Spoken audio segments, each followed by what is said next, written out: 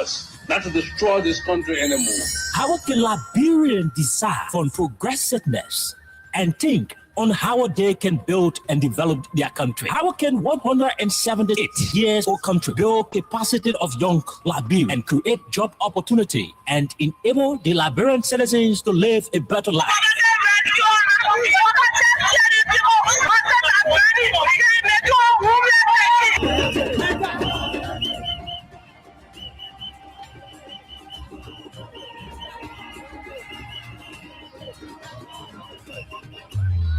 To answer these questions plus many more, John K. Oke and Princess Elesa Vanche from Monday to Thursday at 4 p.m. to 6 p.m. for the program Freedom Hub, for the most informative talk show that brings the real issue without fear to the Liberian people on Freedom FM 87.9.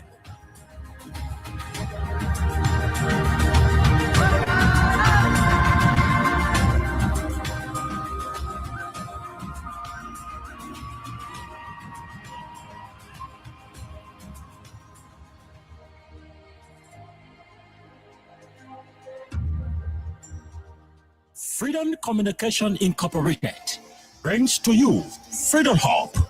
Freedom Hub, a 2-hour informative forum where key issues are discussed to shift the destiny of our country positively. The same allegation of corruption, there are multiple cases where current officials of this government are being alleged to be deeply involved with corruption. Why not subject them to the same treatment? If Master Kimia can be good enough to go to prison on allegation of corruption, I mean, Moda should be good enough to go to prison as well. This is, to me, you know exactly what happened up Capitol. You have the evidence to prove what happened up Capitol beyond all reasonable doubt. So we do not have to keep running in circles. Investigation is now a single day. The government of Liberia is an interest. It's a party in this case.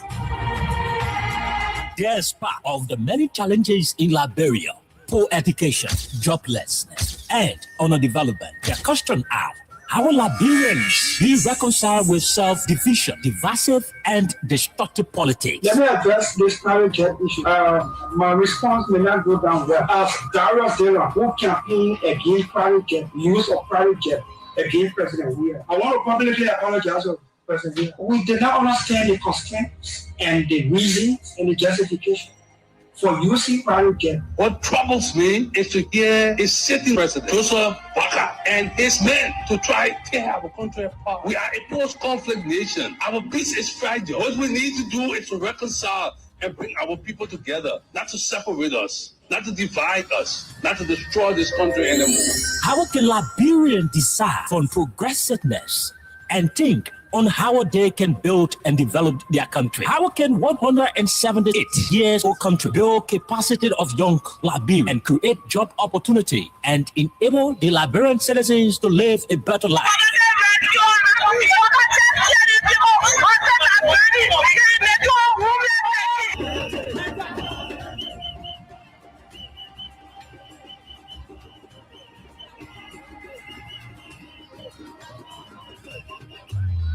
To answer these questions plus many more, John K. Oke and Princess Elesa Vanche from Monday to Thursday at 4 p.m. to 6 p.m. for the program Freedom Hub, for the most informative talk show that brings the real issue without fear to the Liberian people on Freedom FM 87.9.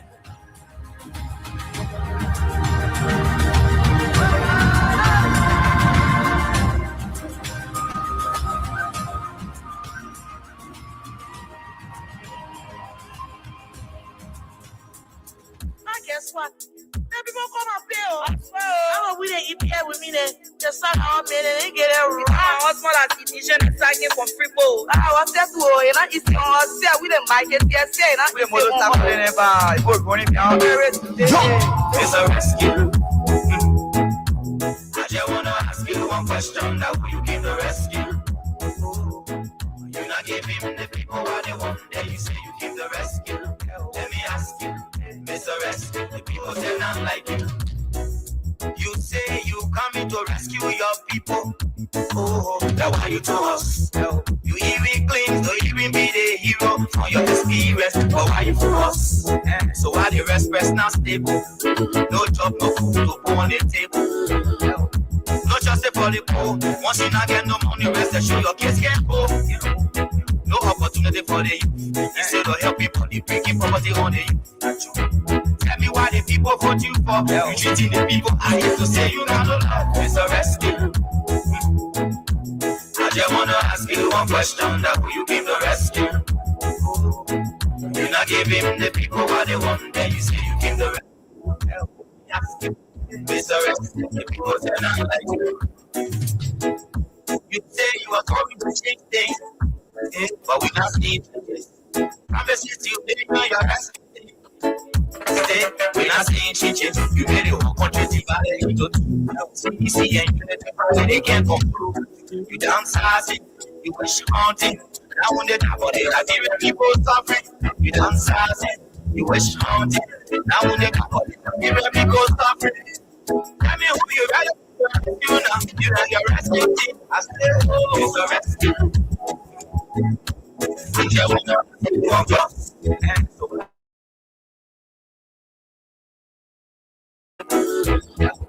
Not just a political. Once you not get no money, rest assured of getting more. No opportunity for it. You say you help people, you break your property on it. Tell me why the people vote you for. You treating the people I hate to say you don't know. It's a rescue. I just wanna ask you one question, that will you be the rescue? You not give him the people what they want, then you say you be the rescue. Yes, it's a rescue. People say I like you. You say you are coming to change things, but we not seeing changes. Promises you made on your rescue day. We not seeing changes. You made it over country. CDC and unity, they can't come through. You downsizing, you wish haunting. Now when they top of the Nigerian people suffering, you downsizing, you wish haunting. Now when they top of the Nigerian people suffering, tell me who you rather give the now. You know your rescue team. I said, oh, it's a rescue. I just wanna ask you one question, that will you give the rescue? You not give the people what they want, then you say you give the rescue. Let me ask you, Mr. Rescue, the people they're not like you.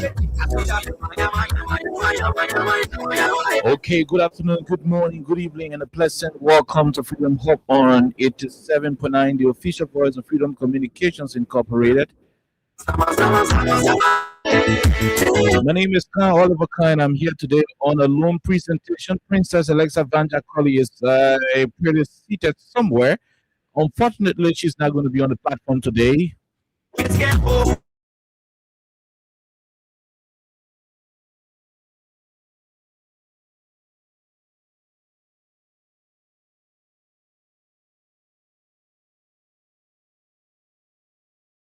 Serrata County will be with in the homecoming of the youth.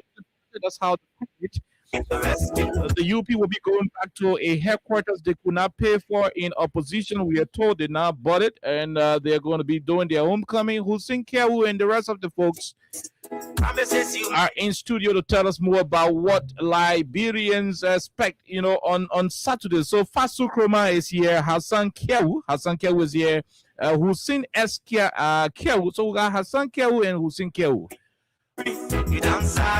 Wow, so the United Party people are Kewu people. Okay, so Hassan Kewu, Hussein Kewu, and Fasu Kroma, the three of them are in studio, and they will be telling us more about their program. They're going to tell us more about what to expect. What is it from their government? We will quiz them about some of the messages that brought them to power. What is happening today? What progress do we have? What is the situation in this country? Freedom Radio Liberia is affording every political institution the opportunity, to come and make their case. Let them tell us what is going on. Why should Liberians turn out? Why should their partisans go on the 6th to their newly acquired property in Congo Town? All of these plus many other conversations will form the basis of today's presentation here on 87.9. We take a break. When we come back from our break, we bring you our sponsor, Crime Stoppers Liberia, after which we will go to Studio B and join our guests. But before then, keep playing star 25551 Hatch, the cash giveaway on Lone Star MTN mobile money. The more you play, the better chances you have. On today, we'll be giving 5,000. There will be 10,000 winning prizes as well. And so it put us on how well you play on the People Station. So keep dialing star 255 star 1 hash. All through the interview, you can keep playing. By the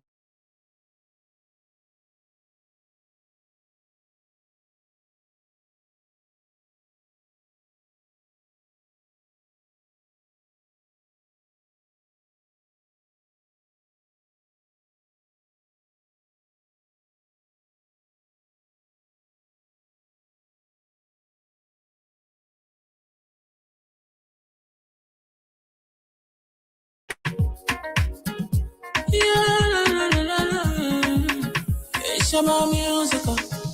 There are crimes committed. Keeping us safe, let's stop in crimes for all of our Crime Stopper. The people bringing safety to your door. Crime Stopper. Stopping crime and make it peace for them before. Crime Stopper Liberia. From the center to interior. Crime Stopper. Keeping us safe, let's stop in crimes for all of our. Crime Stopper Liberia is your community crime fighting partner. Don't take the law into your own hands. Remember, if you see a crime, report it. This is a message from your own self, Old Man Sam Cyan. Crime Stopper, the people bringing safety to your door. Crime Stopper, stopping crime and making peace for them before. Crime Stopper Liberia. From the center to okay, all right. So Crime Stoppers Liberia, from the city to the interior. The rule remains the same. A suspected criminal is not a criminal until he's proven guilty in a court of competent jurisdiction. You stop beating people when you say the steal. Sometimes the person you identity, stop it. Yeah, sometimes people go visit a girlfriend in one community, nobody knowing there. Because somebody stole from you, and the man standing in the darkness under the plum tree, you mistake him for the criminal, you beat him, you kill him, you kill the wrong person. And so that's why it is. So Crime Stoppers Liberia is anti-mob violence institution. So like I said, we have in studio Fasu Kroman. Fasu Kroman is from the Unity Party Intellectual Bureau. He's been accompanied by Hassan S. Kiawu, and Hussein S. Kiawu. The both of them, are you guys related? Of course, we are. Twin? Yeah. Okay. All right. I'm also, wow. So the both of you are twin, and you support the Unity Party. Fasu, how you doing? Okay. Yes. So just hold on. Sorry. Yes. Yeah. Okay. Go ahead. Try it. It's okay. Good afternoon. Mm-hmm. Good afternoon, Fasu. I'm doing pretty good.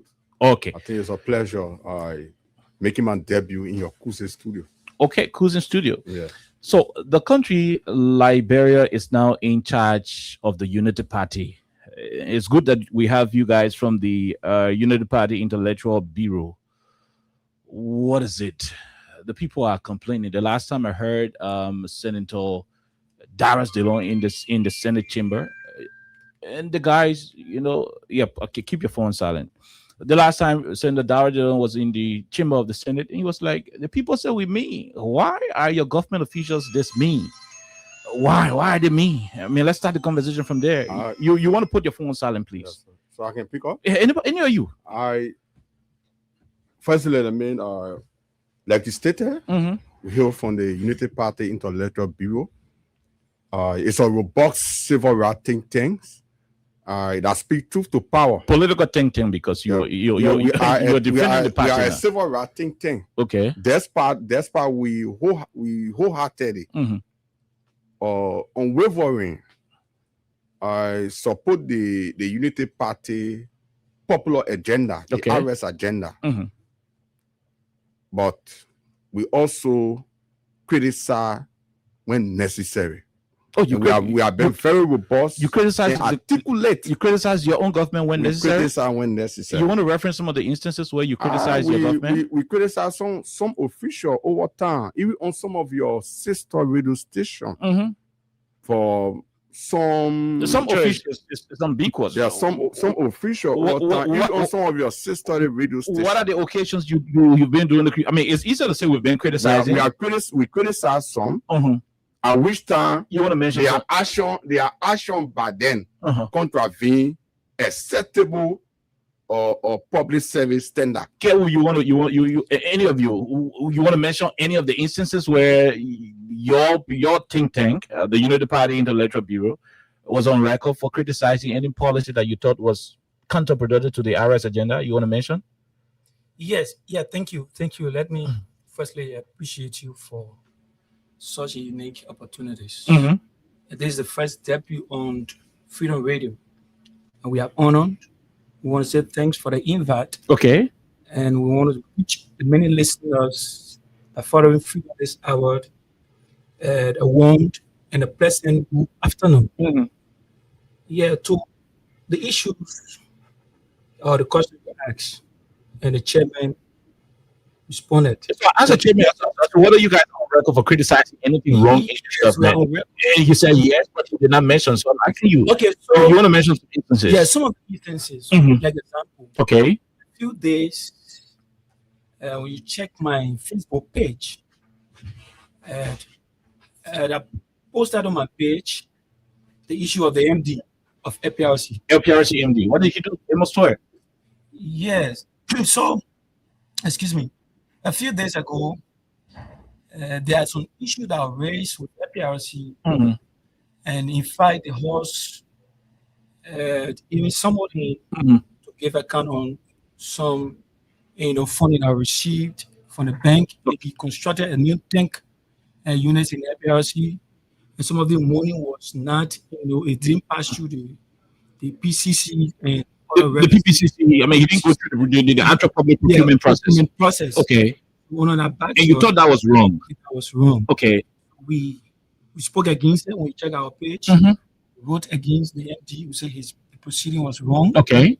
And a lot of occasions we have even disagreed with public officials on policy issues. On policy issues. We'll go to some other issues. Mind you, we have the whole time, the whole show today is for you. Except you tire, you won't go home. That's your business. You want to add to your brother. Are there instances? Just be careful with the chair before they say, "Oh, the manager or dying." Yeah.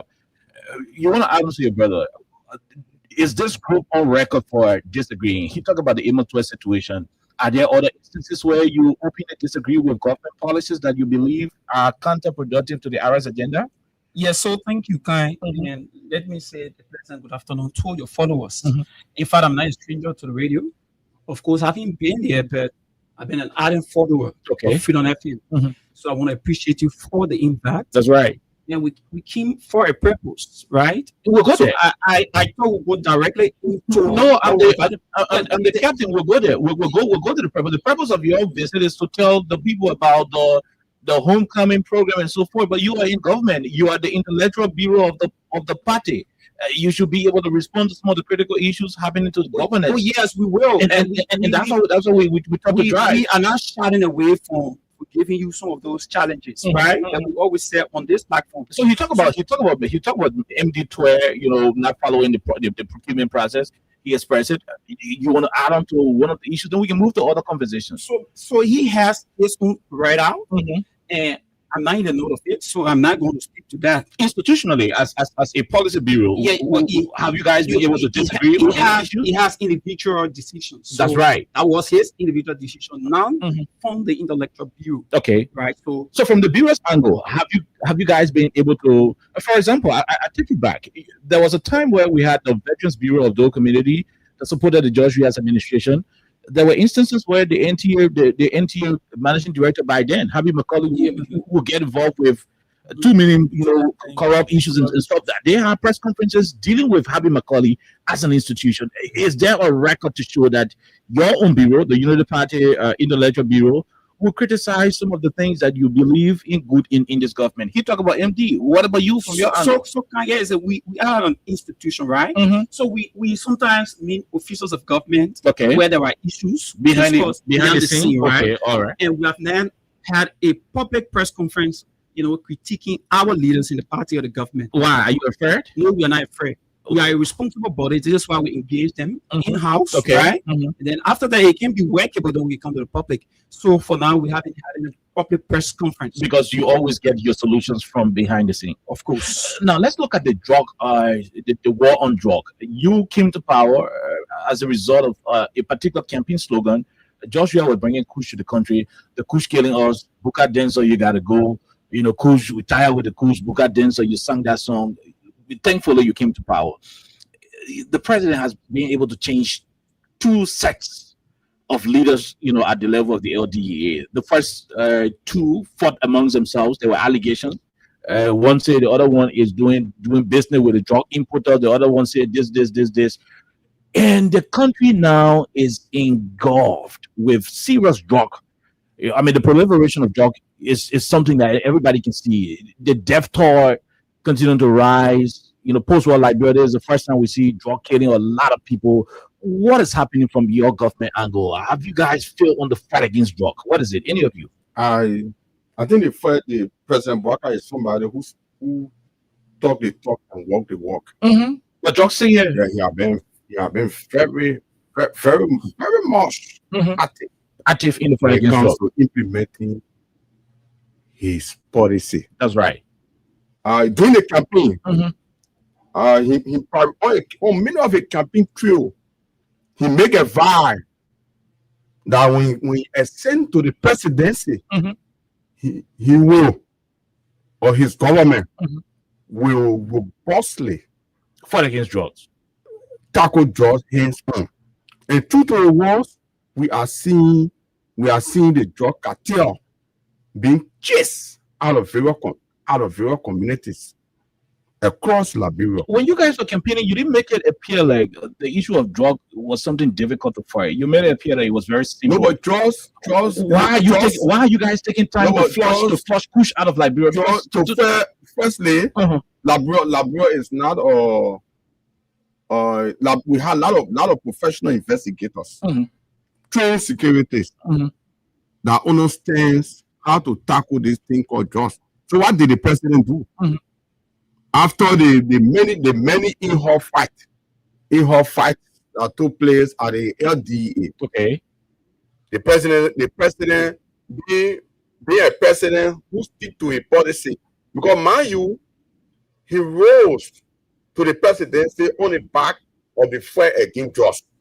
So true to the world. So one of the reasons why he got elected, because he assured the Liberian people that drug would be history if he's given the chance. And the government is being venerated. The government is being applauded by cross section of Liberians.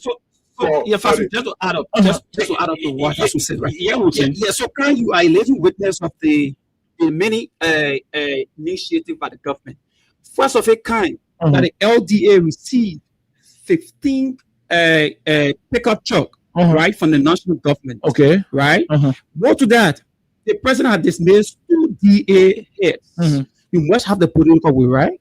So the president had because it was glaring. They were openly accusing each other of conniving with drug law. So, but this is why the president any president would have taken such a decision. No, not any president. Not any president. You know what it takes to have the political way to take such decision, guy? You know what it takes? But 2 of your commanders say one person can be stealing drugs and reselling them. I mean, you expect the president to allow them to remain? And those were confidants, right? Those are confidants of the president. And he's talking about the job to tell you that the president is willing to fight drugs. Beyond that, we still find drugs permeating the corridors of our country. The young people are still dying. The new wave of drug in town is the one that keep having the soles on their feet. This is unusual. We didn't see that under Ellen. We didn't see that under George Weah. Why is it happening under a regime that promised that it wouldn't have happened? So the fight against drugs is not something easy, right? It's not something easy. Is it not something easy today? No, because you said that you didn't make it appear like it was that difficult under the Weah's administration. I mean, you made it appear like it was easy and the administration didn't want to do it. That's how you made it appear. Why are you admitting today that is help your brother? Okay, thank you. Excuse me. So the president have made a significant strides in the fight against drugs in our country. We're still waiting. So let me give you some reference. He talked about 15 pickups. I live in Caldwell. Okay. The DAR sub-office in Caldwell. So when you go to Caldwell, take your survey to Caldwell. Under the We Are led administrations, the issue of was on a high increase. You're on a high increase, and it has decreased right now. If do your survey, The Liberian people are listening. No, the Liberian people are listening. I want to make sure that your lines are confirmed. I live Caldwell. I live Caldwell. In Caldwell. I live in Caldwell. Okay. So if you go to Caldwell, in fact, we had new commander in Caldwell. And mind you, he have worked with all of the community leaders to ensure that, because mind you, the president's statement, the president said this, he said it is a holistic work. Okay. The communities, okay, the student communities, we all need to fight it together. So what some of the implementations, like I said to you, the Just Enforcement Agency at Caldwell Branch chapter, every Saturday, they inspect each communities.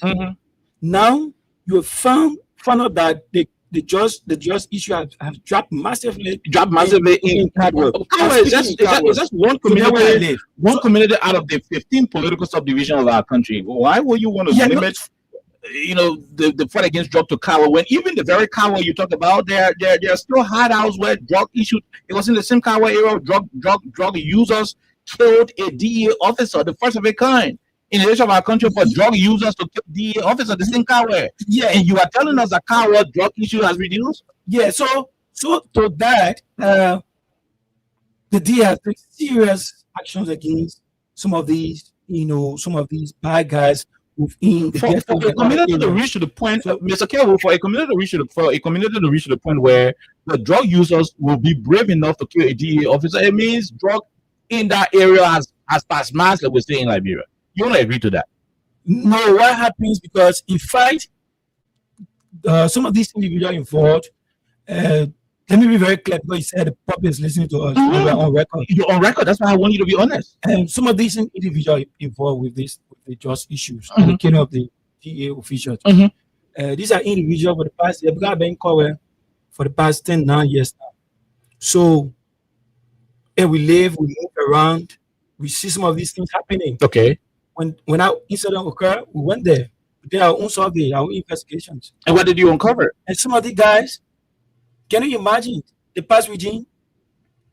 Oh, the past regime sent them to kill the DEA officer? The past regime went there, and the leaders of the past regime, like Koji and the like. Some of these guys were involved. You make them. Hold on. Come here. You gave them the authorities. You give them the authority. Like you said, Hassan Kiawu, since you're one of the criminal men in Kawe, we make you the DO, make you the CEO for so black. Okay. So they give them the authority that they just do things loosely. Okay, so the past government told the people in Kawe to kill the DEA officer. No, that's what we are saying here. What are you saying? But what we are saying here, the past government was not, fighting against the bad governance or the issue of jobs. Oh no. But there are no fighting effort of them made. So this government, the past government didn't do well in fighting drugs, but under the past administration, we did not see community people killing a DEA officer. The community people killed DEA officer in Kawe. No, it's not a survey. You're the one living there. You want to come in fast? Let me just come in quickly. Then we'll go to other topics. No government in the history of Liberia have made significant strides in the fight against controlled drugs as compared to the Unity Party-led government. And no government have made no government. Really? To tell you that the Unity Party-led government is intentional in the fight against drugs. Look at the logistics. Are you aware? DEA water have been facing serious. So the president gave them 15 pickups. Daunting logistical constraint. The president gave them 15 pickups. Logistical constraint. I agree. In the government. There's the first time in the history of Liberia, under the integrity outcome President Baka, for DEA to be equipped to to be equipped logistical wise. Okay. Over 13 vehicles, very quality vehicle that can help to enhance the DEA effort in the fight against you talk about the control drugs. You talk about the vehicles. You talk about the vehicles. The two can talk about the vehicles. But do you also know that under Ellen, under George Weah, and the current administration, President Waka, do you know that the amount of people that have died from drugs in this administration will override the two different administrations? More people. This is the first time we see. I'm coming. This is the first time we see 3, 4, 5 drug users dying on the spot. I can play the video if you want me to do so. But that have been happening. But have you seen that? Have you seen that? Have you seen that on the? We are saying a lot on the drugs issue, right? No. I mean, we move forward. Let me get. Have you seen that under the early administration? They are very happy. 1, 2, 3. They are very happy. President, look, I will tell you that President Waka is intentional in the fight against drugs. The issue of the highway to bring the pickup. Just look at go into various community where you used to have drugs high act. Okay. Most of the drug high act are being dismantled. Okay. And in fact, most of the area, some of the very few areas that still holds ghettos. Are being visited by DEA regularly. Unlike in the past, from only 2 times in 2 weeks. So for you, or sometimes 1 time in a week. Some of the professionals, let me add that. Some of the professionals that the DEA have been back on is the fact that the past regime under the CDC government, they did something called volunteerism. Okay. Right? Place people on the.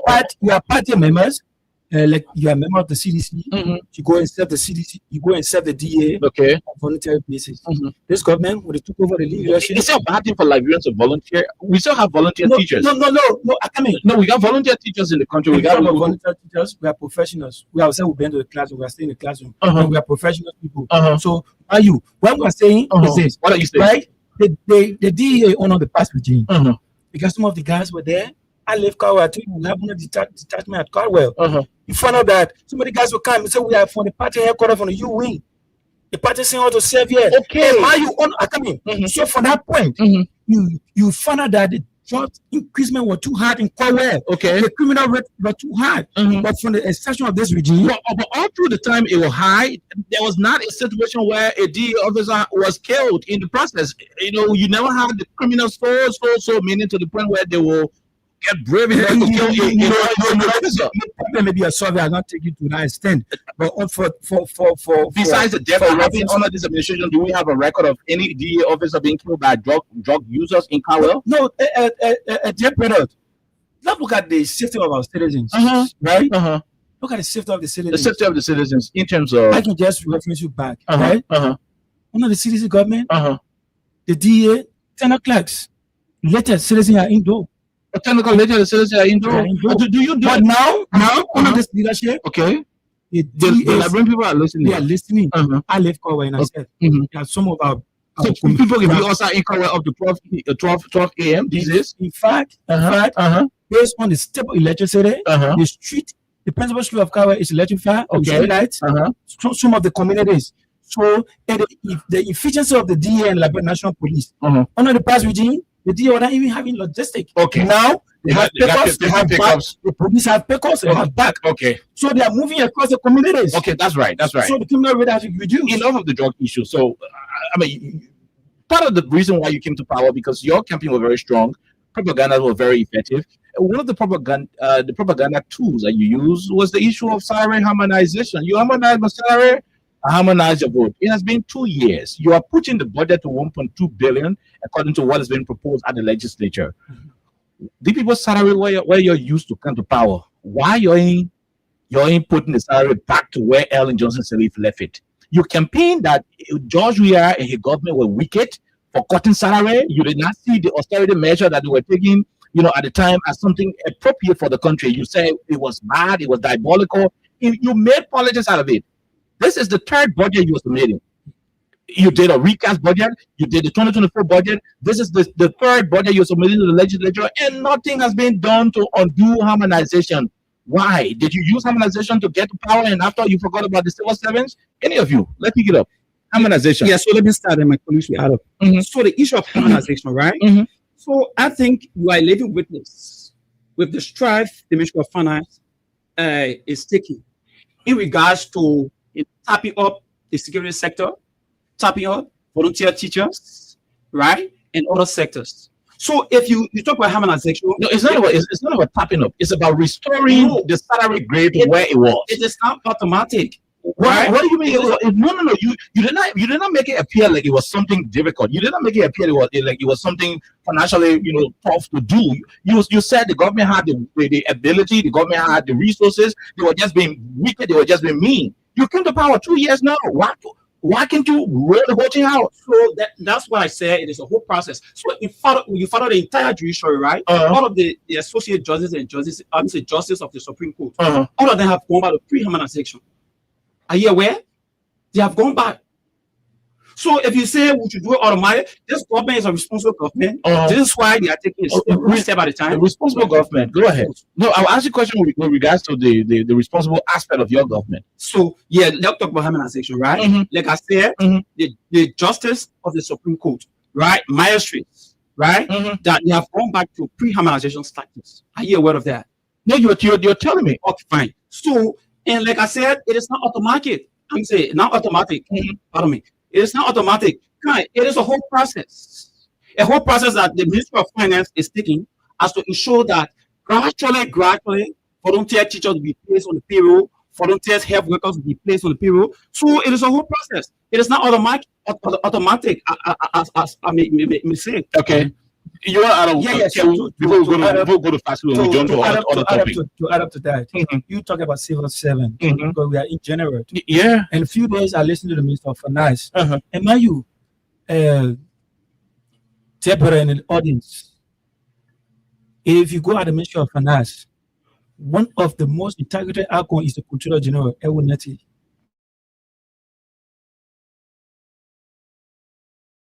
Ministry of Finance is to a level that a serious man of business. If I say serious man of business, all this serious man of business thing, you campaign against harmonization. Why are you not restoring the thing? We should talk about something that is yet to be independently verified at the court. Yeah. So go back to civil servant. What's happening there? Call a policeman. Ask him. I should call a police officer. A police officer. Ask him. Say, what's the issue? What's the improvement since the government have told you? You have one. I got the police people. Yeah, some of them. One. Can any policeman listening right now who will not mention your name? Can you text me and tell me whether you have increment in your salary? Go ahead. That's one. Two, the issue of the health benefit insurance under the price regime. The police were complaining that there's no health insurance, there's no benefits, direct benefits. Under this government, call any policeman and ask him that insurance is well secured. Two, their salary comes on time. And there are a lot of things they are benefiting from the police now. Even the police, all of the depots, in various areas, they have logistics. In car wells, we 777. We have car, we have motorbikes. That to take nobody will go to the police station and say, my man, I want to go somewhere and say, pay my way. No. In Liberia right now, nobody can go to the police station and the police man tell you, say, pay my way. Because the government is sure they are providing logistics. No, I mean, you are on public radio. You mean if I go to a police station now in this country and say, one lady bang horse on my land or she wasted water on my grandma, she cussing me, I want you to go arrest her. Are you saying the police will not ask you to pay for motorbike for you to go? No. Because which is very simple. So you say all I want happening anymore. What better is the police have motorbike, what they will use to take you? They got vehicles. Jesus. They got vehicles. It's to say we got some pickups. They got motorbikes. Go to other depots around. Go to service. People are listening to you, Kel. Yes. We are on the radio where that citizens go to police station these days, and the police officers are no longer telling them to from motorway, you pay for the motorway, let's go to your area and go to the arrest. No, it is not happening anymore. It's not happening. Wow, it's approving. Okay, all right. Pasu, you want to add on to it? On the harmonization. On the harmonization. Yeah, then we can jump somewhere else. The current Minister of Finance in Veteran Gafan, he's a doyen when it comes to salary. Stop pressing Gafan. No, I'm not being I'm not pressing him. But you just called him. You expected President Baga to say. I'm not being sycophantic or somebody who believe in my person. No, I'm somebody before I come out to venerate. So forget all the doyen thing. I can look at your contribution. Okay, the email contribution you're making, and since the ascendancy of the finance minister, in Honorable Gafan, the only thing we are been seeing is a massive improvement when it comes to the economy of the country. I think I'm getting some text. Go ahead. When it comes to the economic system of the country. And in fact, he's a first minister in the history to ever serve at the finance ministry. The harmonization from Manasseh that introduced the thing called salary increment for ordinary civil servants. Okay. All of those that have been serving, he introduced that particular fiscal policy called salary increment for civil servants. And because he's somebody who extracts today master driven policy. Okay. He also translated into the regime. So let's go to harmonization. Harmonization is a process. Okay. Harmonization cannot be undone overnight. It's not a quick fix thing. No, but you didn't make it appear. You didn't make it appear like that when you were campaigning. Mr. Croman, you did not make it appear like that when you were campaigning. Why are you? But you expect as soon as the government come to power. Everything should get for in. No, that's how you made it appear. I know we didn't make it appear. No, that's how you made it appear. We make our case and we told the Liberian people that the people the first citizens that just left from power, they took 6 years to destroy almost every fabric of the government system of the country. And that's why they elected you. you. So coming to power to face things, to make things to fall into place. Okay. It's not a quick face thing, it's a process. Okay. And the government is very committed. Look how it made it. Just in the budget year. 28,000 plus civil servant experience pay increment for what they call various sectors. Okay. For the security sectors, the health sector, and that of the education sector. Okay. So I want you to take your microphone and ask people who are now conveyor or bias. But the issue of salary has the issue of salary. Take your microphone to them, ask them, and they will be brought to you that they have received salary increment. Okay. I have several of my relatives. So you are still taking. You are still taking. The only thing they're giving the government is places. Fasu, you are still taking time to undo the harmonization. The harmonization is not a place thing. Okay. You told the finance minister, the man who was greatly essential by our big care developmental panel in the United States of America. The man who denigrated the finance ministry. First finance minister to have ever been essential in the history of Liberia. Okay. Honor that man leadership. Or honor his tutelage. Honor his tutelage. Civil servants were being reduced. In fact, many lost their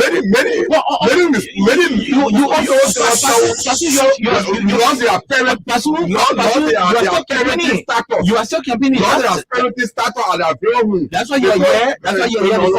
Less than 2 years to undo what he did. To begin the robust process of undoing harmonization. Okay, so the undoing harmonization is the process. So the issue of harmonizations. The CDC introduced harmonization policy, and the harmonization policy they didn't improve the system at all. That's why you voted them out. Yes, that's why the Liberian civil servants expect you to take their pay back to where Ellen left it, and not to keep putting $1, $2. We are not saying to you. We are not saying to you. There are strides that have been made by the Ministry of Finance through the leadership of Honorable How Kafar. soon do you think we're going to reach to the point where the salary will go back to where Ellen left it? Well, the typical example, right? Mm-hmm. The budget, since in the history of this country, for the budget to reach $1.2 billion, if you check in the budget, you see some increment, high increment for the Ministry of Health, high increment in education, High increment for the office of the speaker, high increment for the legislature. But we are just discuss the executive. Because now, No, but we are discussing the issue of the finance. government of Liberia is a government of 3 separate but coordinated branches. So you don't talk one branch, you are talking the other. Yeah, I think that we have just stick to the harmonization policies. Mhm. Yeah, so the government has improved on salary increase. And that's why I asked you, when are we going to reach to the point where the issue of, because there are a lot of people who voted for you because their salaries were cut. That is an undeniable fact. They still anticipate a moment where you will take a salary to where Ellen Johnson Sirleaf left it in 2017. How far are we from that identical moment? Yeah. So, dear brother, it's a process. It's a process. It's a process. So I mean, so from the policy angle of the Unity Party, you sit in big chat room with them, you interact with them on a daily basis, you read some policy document that we do not have access to. So you're saying there is nothing definite as to when harmonization will finish totally?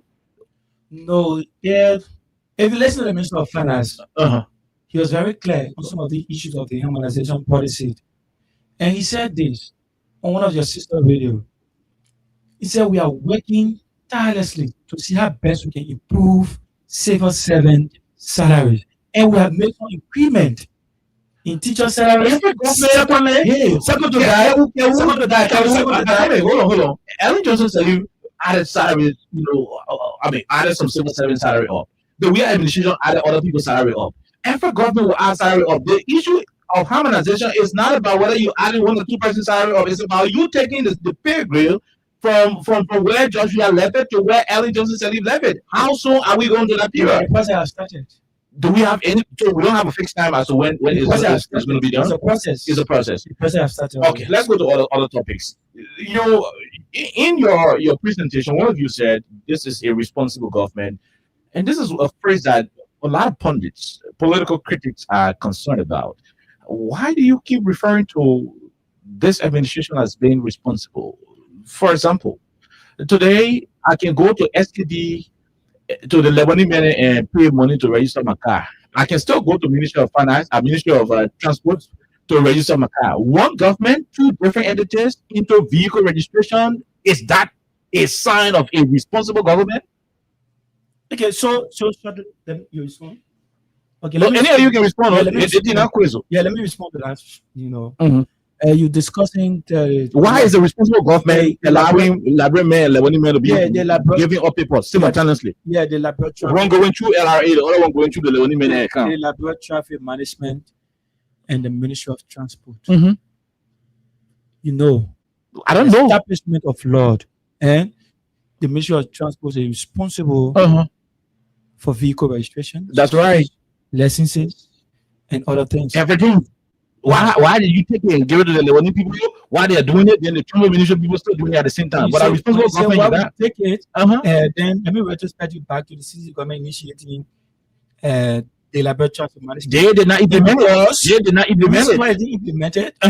Because there are a lot of the government that was irresponsible, the quote unquote irresponsible, the CDC irresponsible government did not allow the Lebanese men to be registering cars, and the government of Liberia also registering cars. They said, let it want to hold them small, let's keep it, and move along with the only statutory institution responsible, which is the Ministry of Transport. Why you people who are the responsible government kill the power, and Lebanese men give me paper, Sanitara give me paper? Why? They only, how they call this, the institution are responsible for vehicle registrations and licenses.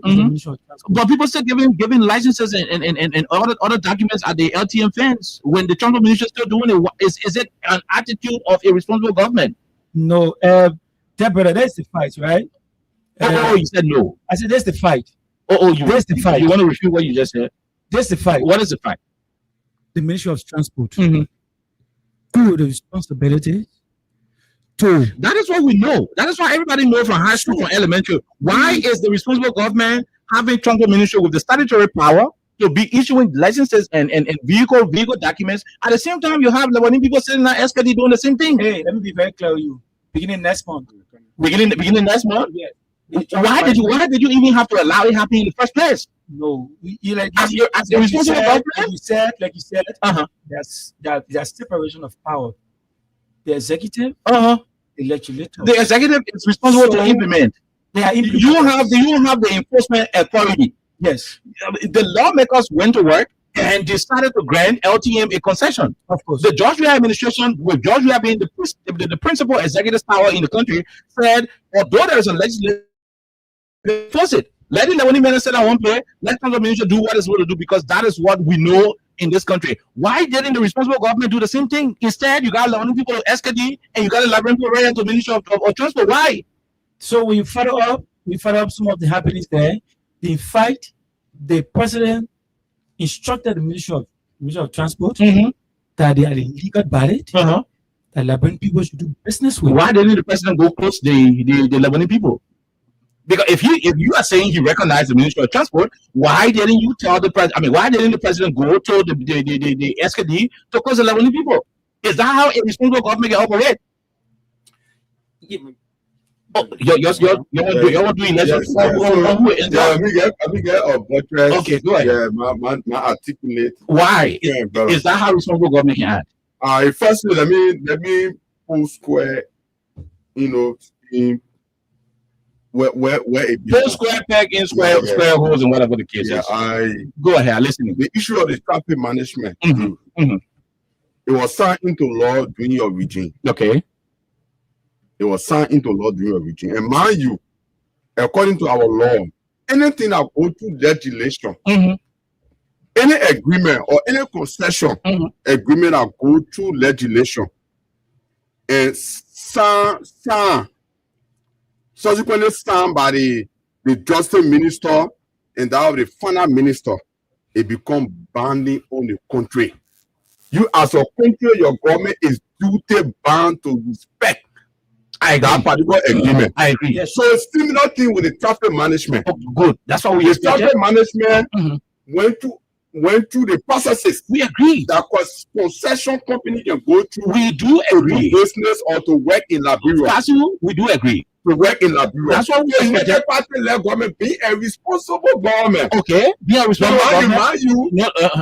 What you want to be a responsible government. You want to go by the CDC again? I mean, be a responsible government. I believe in the interest that do not believe in the interest of the ordinary Liberian. Will not delve into anything that will contravene the people's interest. Stop talking all the big English because it's not going to help you. So, the responsible government recognized that a concession was signed between the government of Liberia and LTM.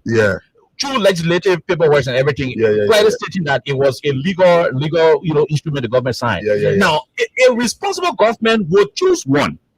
Would choose either to ignore what was signed from the legislative angle and go with the statutory entity, which is the Ministry of Transport, or decide to deal with the Lebanese and silence the Ministry of Transport. Why did you guys have to use two simultaneously? What did the government do? Firstly, when the government allowed when the government took over, the government decided to rumble through the document. And they did. So once you rumble through the document, people here went to court.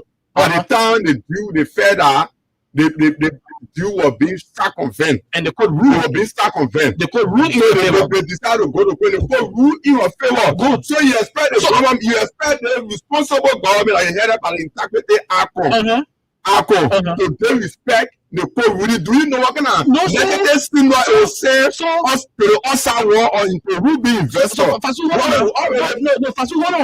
on. The court rule, declaring LTM, as the victor, as the winner in the case, saying LTM got the contract to register vehicles, to get you fancy driver license and every stuff. The responsible government, what we expect of the responsible government to have done was to go and play all operations in the hands of LTM and forfeit everything from the why didn't the responsible government during a first CDC regime?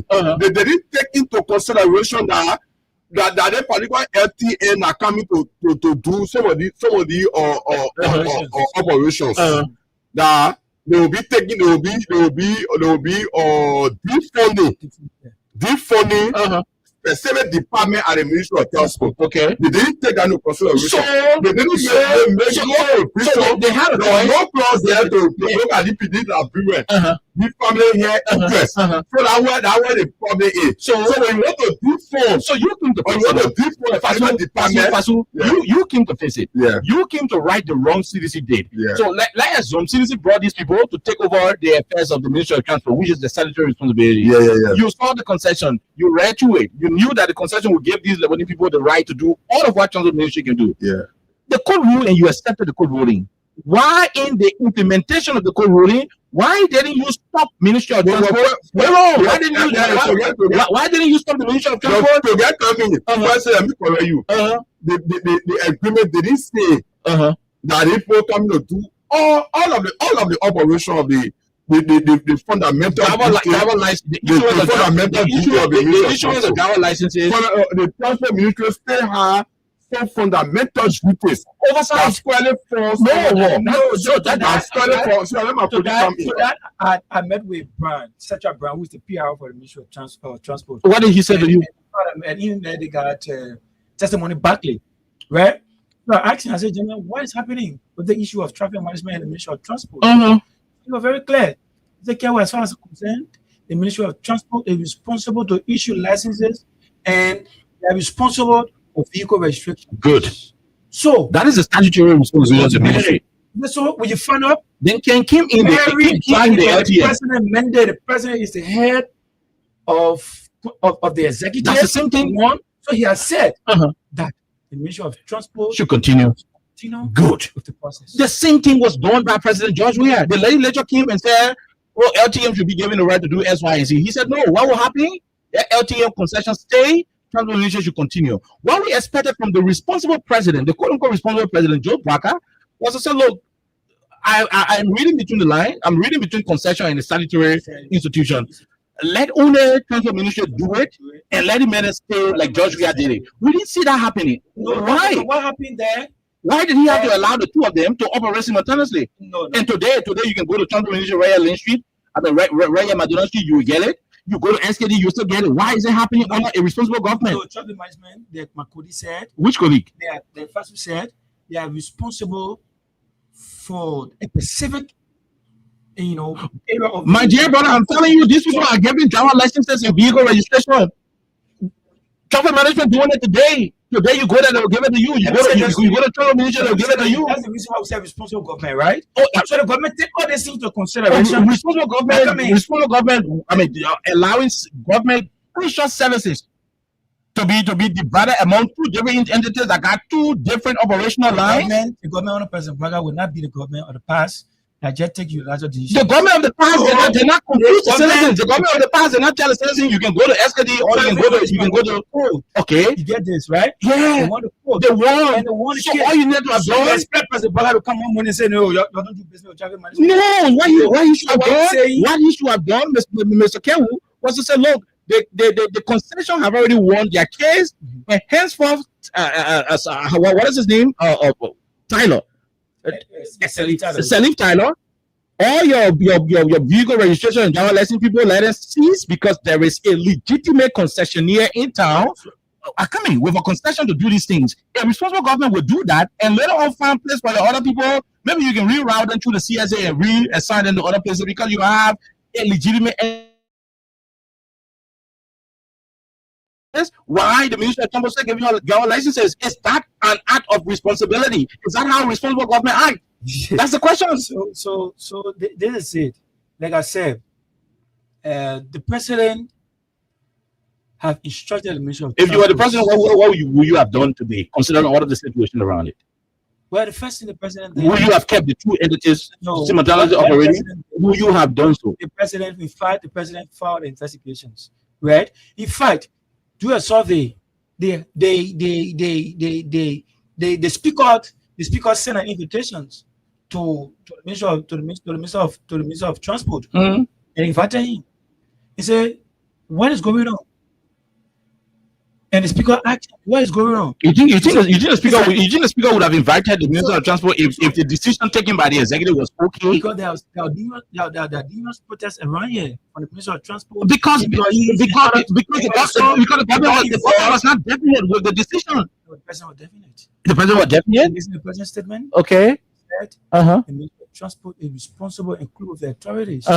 So everybody should do business with the Ministry of Transport. At the same time, there was a court ruling that he also recognized and also gave the guys the authority to go and operate. That's why the Greg Como is signing driver licenses at LTM, while Selita Tyler signing driver licenses at the Ministry of Transport.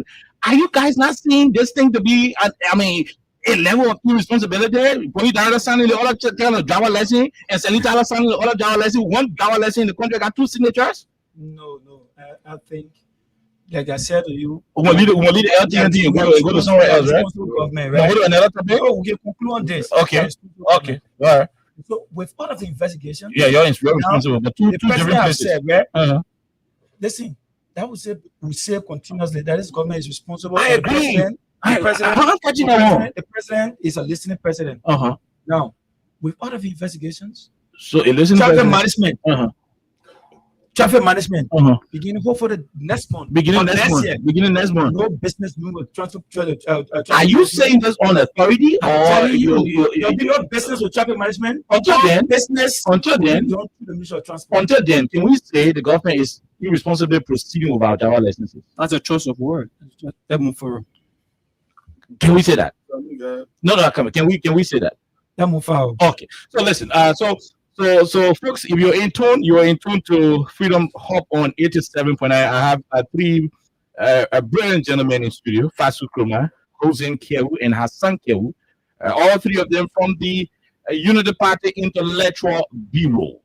The guys are here to talk about the homecoming event on Saturday, where you people will be going to her permanent home, a place they could not pay rent for when they were in opposition, and today we are told they're paying millions of dollars to acquire it. We're going to talk about that as well. Let's look at rule of law. You felt rule of law under the recent MCC scorecard that was released. Rule of law, you didn't do well in it.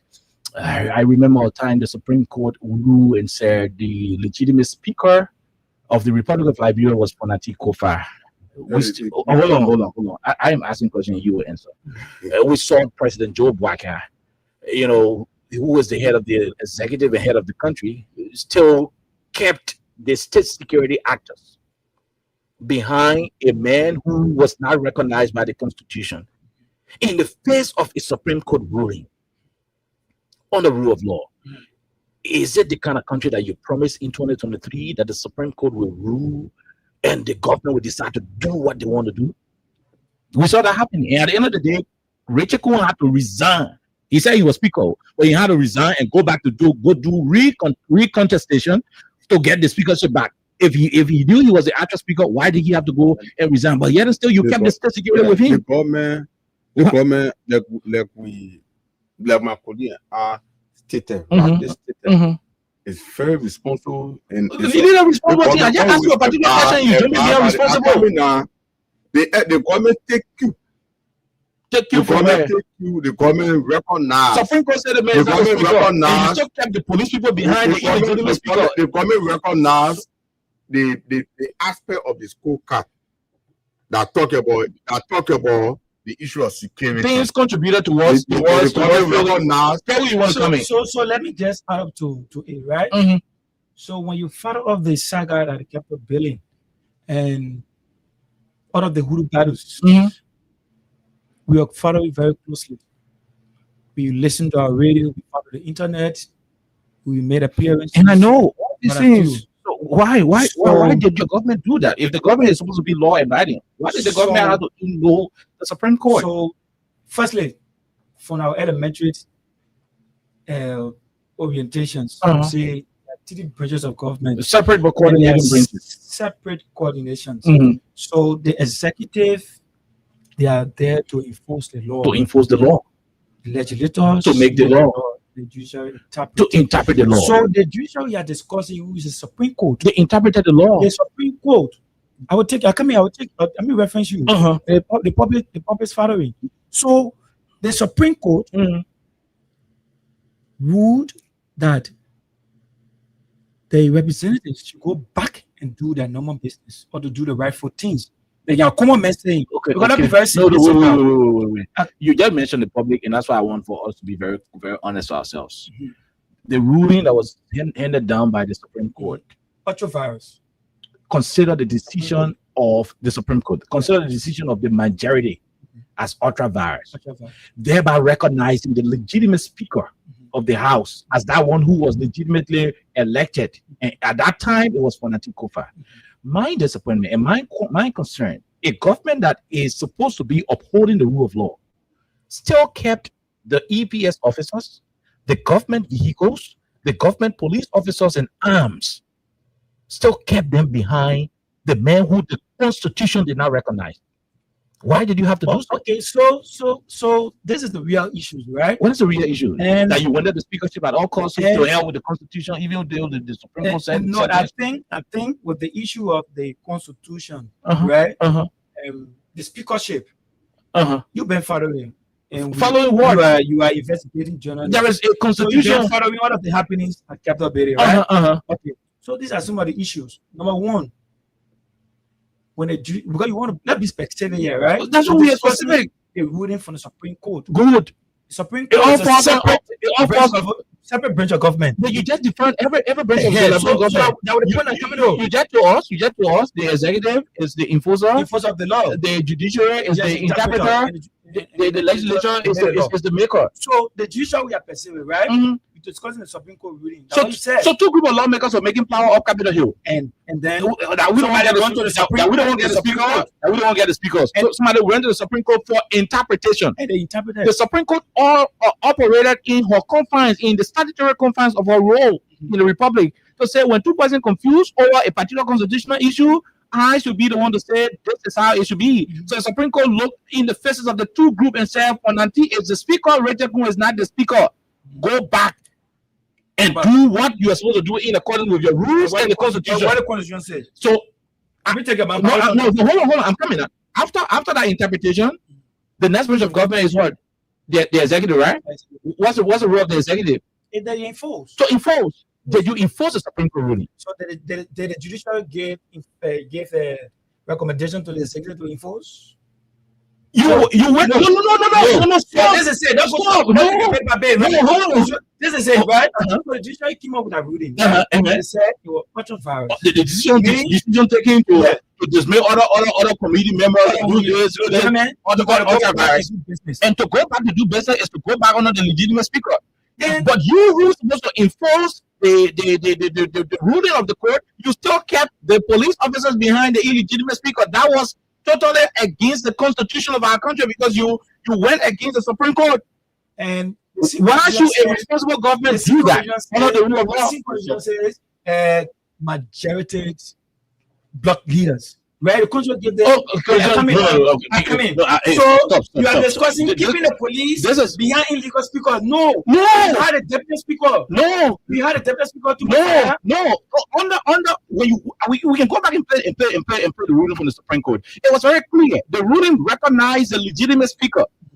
On our laws. I mean, I can take you back to the speaker election. And I know what you're getting. And to be very simplistic, what the president said, because you want to involve in the executive. So why didn't we would do business with the majority bloc? Because that's what the Constitution called for. And he did business with the majority bloc. And you don't see that as an issue. No, it's not an issue. Because even the Supreme Court, are you not surprised? What we're talking about, you have one person having the Senate view, which is Justice Nyame Bese. One person having the Senate view in the Supreme Court bench. But the issue of the Senate views can always come about. Go ahead. I'm not a lawyer. Okay. I don't profess to be one. And you can do that as well. Yeah. But what I have learned on a particular issue, I follow it religiously. Do you know even make input? Do you know the Supreme Court? Do you know the social media means? Do you know that intellectual? Do you know that the Supreme Court is the final arbiter of justice? The Supreme Court is the final arbiter of So when they say you are the final arbiter of justice, you are the final arbiter in this thing, it means whatever you say, whatever your opinion is, that opinion is the final. The Supreme Court can tell you, say, hey man. That's why I said opinion, define opinion. So Supreme Court can challenge it. That's the reason why Yami Bese says the opinion of the Supreme Court. It is not just an opinion. It was the opinion was not. It was not objective. He's just one of them. He's just one out of the order. It just come in the Supreme. That will operate on 3 equal and coordinate branches. And all of them have responsibility. That particular thing is an elementary definition. Way back, way back, some lawmakers and before Roger Quinn Fanadi will go to that house. Way back, some lawmakers and made law. One House Speaker can speaker, they can give speaker color. And in the middle law, and I will finish. Then the two men who came up, the judiciary guy have responsibility to interpret all the laws that the men made. Then the executive guy have responsibility to say, anytime the judiciary come, anytime the how you call the court come and the court say this is this. That's why when you obey on somebody land and you lost the case, what executive can do? The executive can put policemen with tear gas behind the court sheriff to go and make sure that the land was given to the proper person. And when the court opined on that day, recognizing the legitimate speaker, what we expected the executive branch to do through the Ministry of Justice, acting through the Liberia National Police, was to have withdrawn the officers from the illegitimate speaker and place them behind the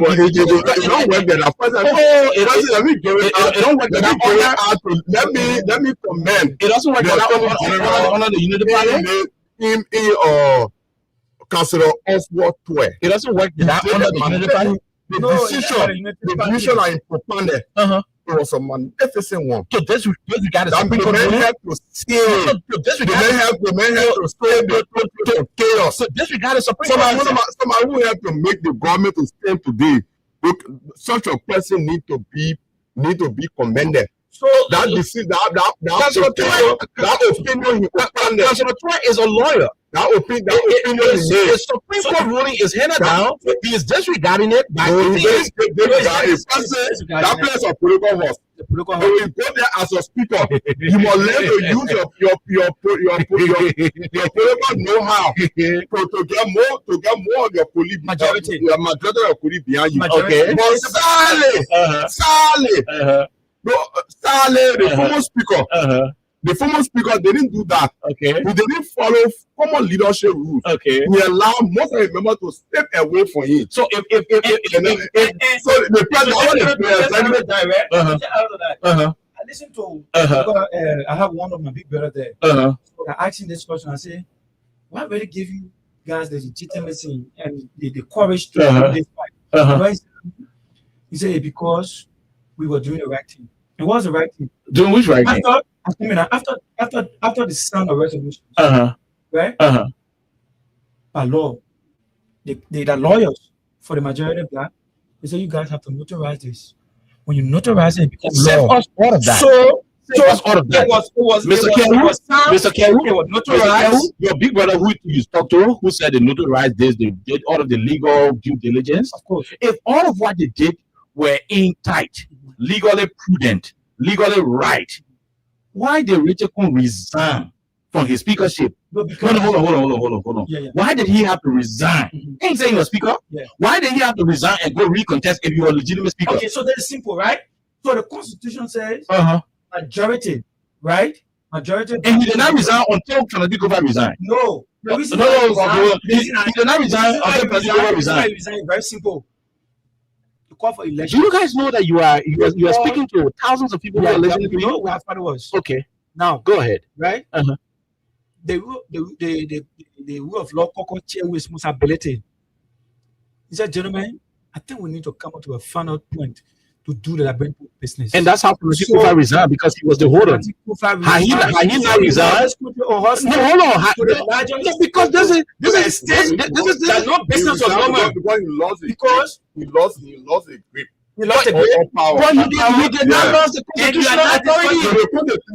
That place there is a political. No, hold on, Fasu. This man did not lose the constitutional authority. That's why Richard Kun had to wait for him to have resigned before he too resigned his job to go and recontest. Why are you guys deviating from it? They say before you contest for the speakership, you are in position. You should resign. Okay, so if Kun was the legitimate speaker, why did they have to go to election after Kufuor resigned? Come again, pardon me. If Richard Kun was the legitimate speaker, why did Kun have to resign to go to a new speakership election after Fonadi Kufuor resigned? Why did it happen?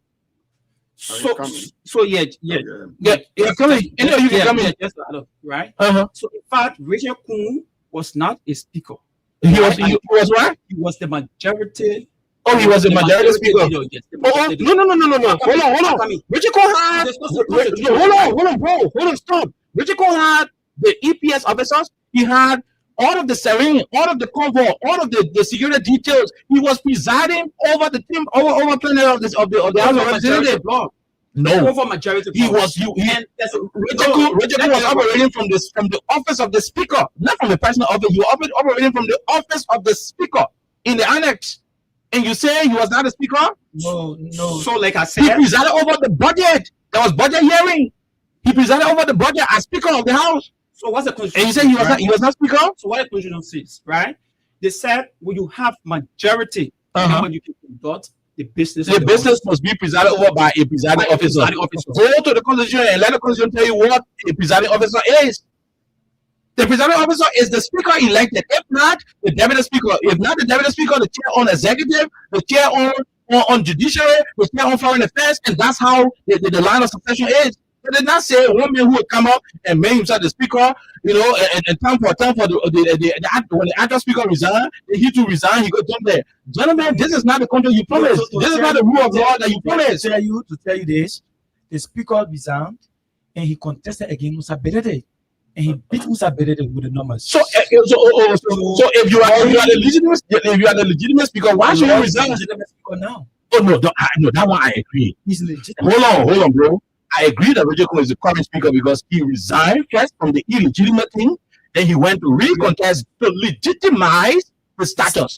So if he was legitimate, why did he have to resign? That's the question. And the thing that made him resign is the thing that caused the failure, on the part of this government. It's a contributing factor to why the government failed under the rule of law component. You did not listen to the Supreme Court. You allow politics to override the system. Do you sometimes feel bad about that decision that was taken by your government? Any of you? The decision. The decision of your executive to have ignored the Supreme Court. Do you sometimes feel bad? The executive. We won't go to other topics. The executive did not ignore the Supreme Court. To tell you that the executive was the president not to fight. The executive was they're not in the Supreme Court. The Supreme Court have ruled that what is true, the Supreme Court have ruled that we should do business with the legitimate speaker. The president said, I know there's a fight. So this is it. He said, we will do the Labrampo business. For no reasons, we hold the country hostage. And the president said that. Honor the document. Honor that. The president said that the Constitution said we should do business with the majority. Let's go to the other issue. Then we'll go to our program. The program is very important. We've got to talk about the program. Yeah. I'll also try to come to your program. But let's go. Let's go and have the other conversation. Yeah. You sat in this country, and you're told the Liberian people say the CDC government killed Mervyn Early, the EPS officer in Nimba. It was part of the United Party campaign. Maybe you did not say it, he did not say it, but the United Party campaign team said that. How you say the man put bullet in your head 2 times? You say it was wrong. It was not possible that they killed him in Nimba. Last year, in March of last year, Officer Bobby Mandel of the Armed Forces of Liberia, while serving on duty at the barracks, reportedly shot himself 8 times in the head. I got the pictures. I can show you the video. I mean, it's graphic. Can Liberian people say it is this government that killed him? First, let me come in. Mervyn Ellis, peace be unto the artists. And peace be unto the artists of Bobby Mandel and the rest of the other people who died. Faithful departed. So, Bobby and Anwar Mr. Mervyn Ellis died under suspicious circumstances. Okay. It is never possible. It is never possible. Yeah. For somebody to shoot For himself one 2 to times. shot himself. It turns in your head. No. For one to shot himself. Melvin shot himself 2 times in the For head. one to shot himself. Almost 5 times in his head. Because the very first bullet that going to your head, you remain, you fall The down. report from Nima came up. You will still have left your body. The report from You will be Nima powerless. So even to still have your hand onto the trigger of that. The report from Nima said Melvin shot himself 2 times in the head. 2 bullets went into him. Sorry, 4 times. What about the number? Okay, you say 4. Yeah. I know official report from the EPS. Came up and made it clear that he had 2 bullet wounds. The EPS report was riddled with higher up influence. So that CDC okay, maybe Eddie. For me, I'm not a judge. Okay. I'm not sitting. But you campaign. I'm not sitting in a court. You campaign that. I'm not sitting in a court as a judge to job. Your people campaign. The circumstances. The circumstances.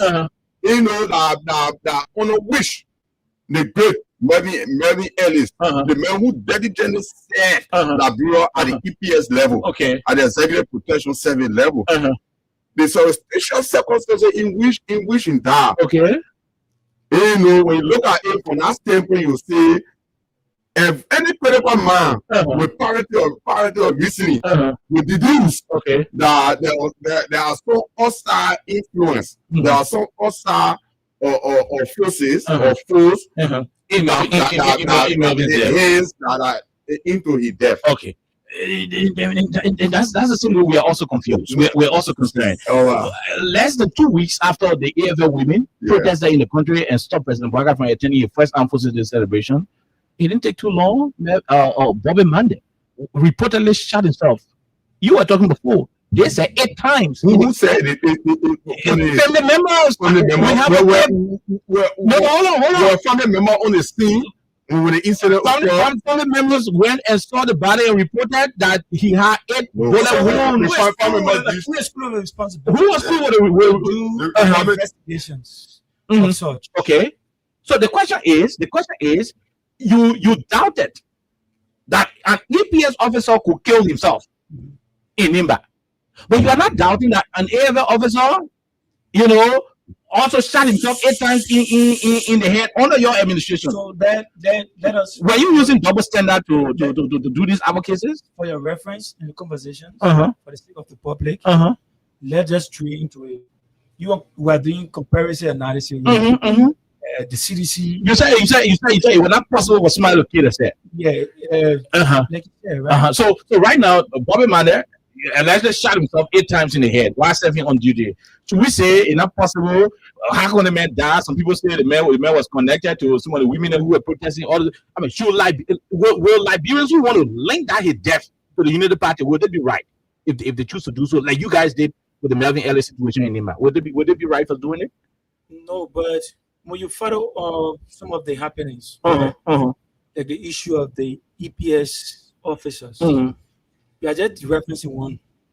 Under the past regimes, it were even more than 5 to 6 EPS officers involved with such incidents. The past regime 5 to 6 EPS officers? Stop, man. So no, hold on. Stop. Don't do it. I can call Melvin Ellie. Who are the other EPS officers that shot themselves in the past regime? Freedom will not flag somebody. No, what do you call them?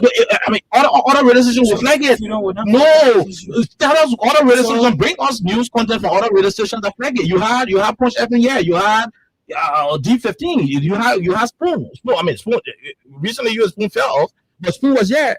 Can you show us any other record besides Melvin Ellie where other EPS officers shot themselves in this country? So, if the Liberian people listening, you are in a country. No, but I'm sure one of the CDC government, EPS officer, War Party Brigadier, carrying fire. No, you see. Right? So, you're doing. Hold on, bro. We're discussing the instance of Melvin Ellie versus the Bobby Mande situation. You bring him EPS officer wearing Bobby Mande situation. I'm told. You are told. Yeah, I'm told.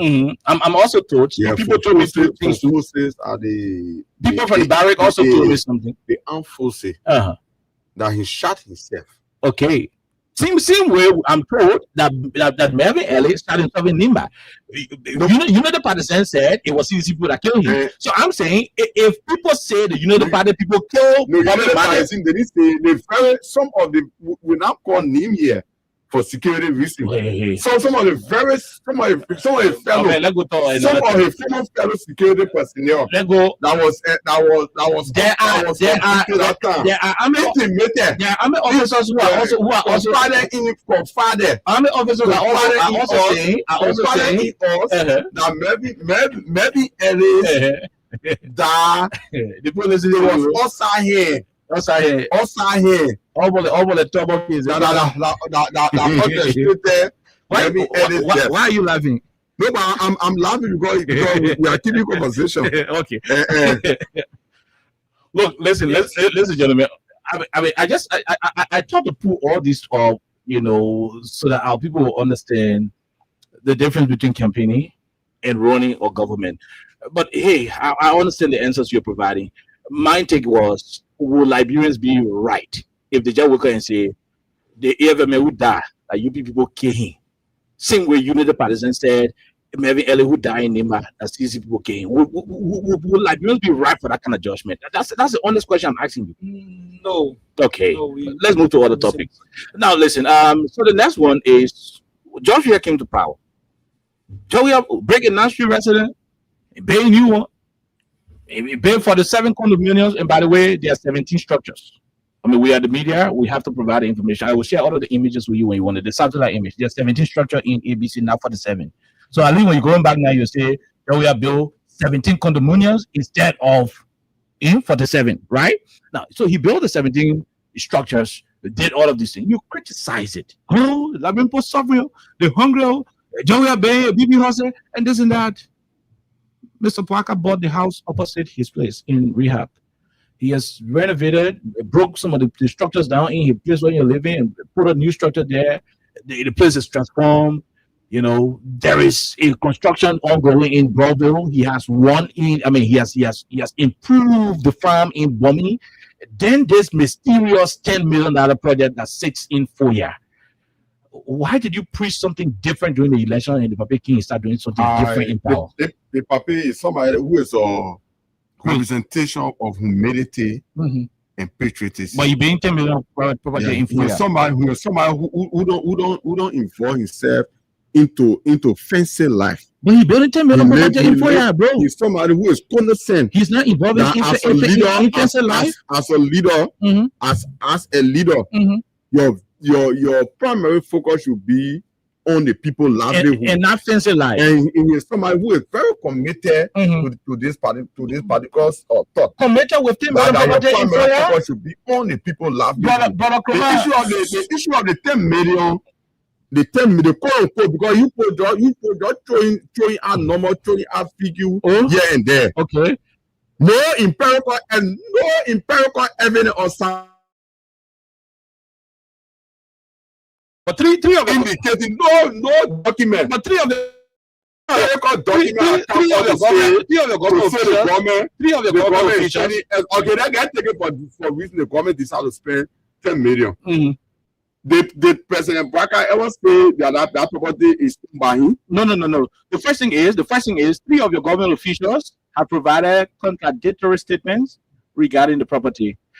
Daniel Sanders said it was some kind of manner of year. He said he think. He's supposed to be thinking as the deputy minister. No, the minister is a human being. Okay. So he explained to people. In his role, he is supposed to be professional. That's why in the business, in the business of the press and the media, if you do not have, you say, I am not going to comment on. Hold on.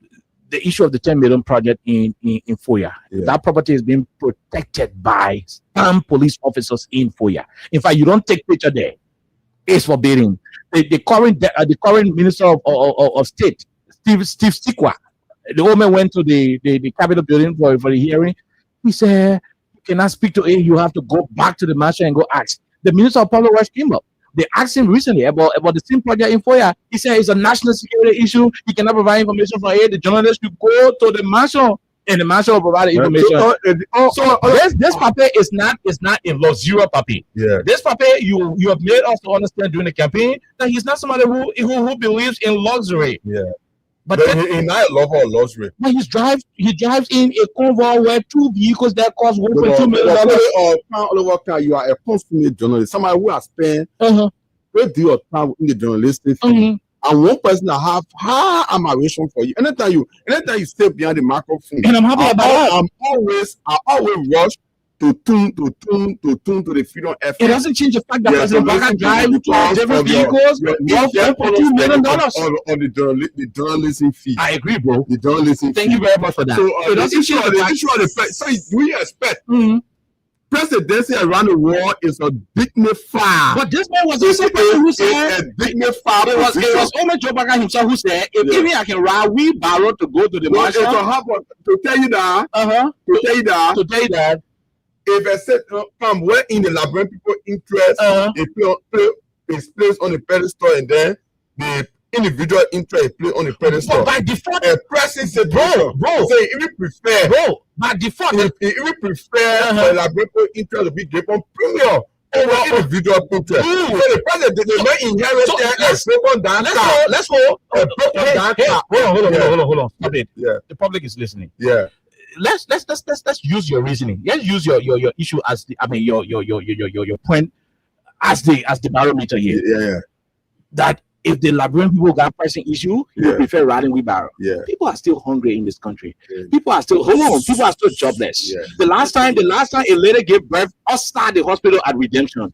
But yet still these things are happening, and the president elected to go and get 2 brand new vehicles from Dubai worth $1.2 million because it's $600,000 per a unit cost, including transportation, customizing, and VIP protection, everything.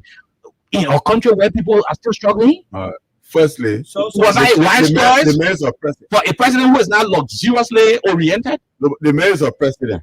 Nobody's saying he's a The man is a president. Nobody's saying he's very much.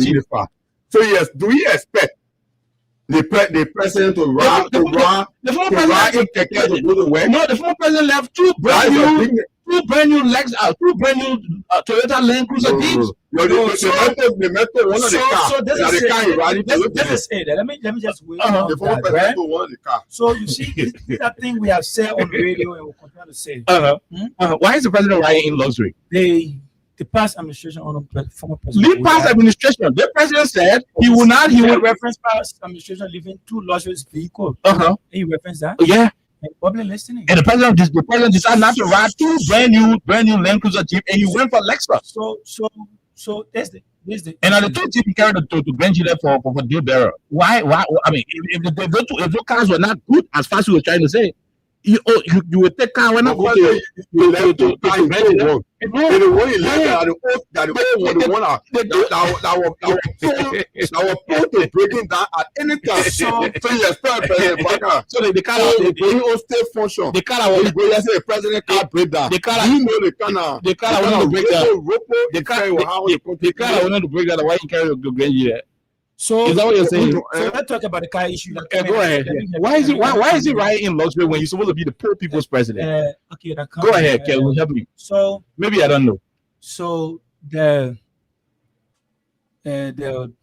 procurement for trust me for your top program. Procurement for vehicles. And the only car you can buy at 1.2 million for 2 cars. No, the vice president. The vice president. And the president, the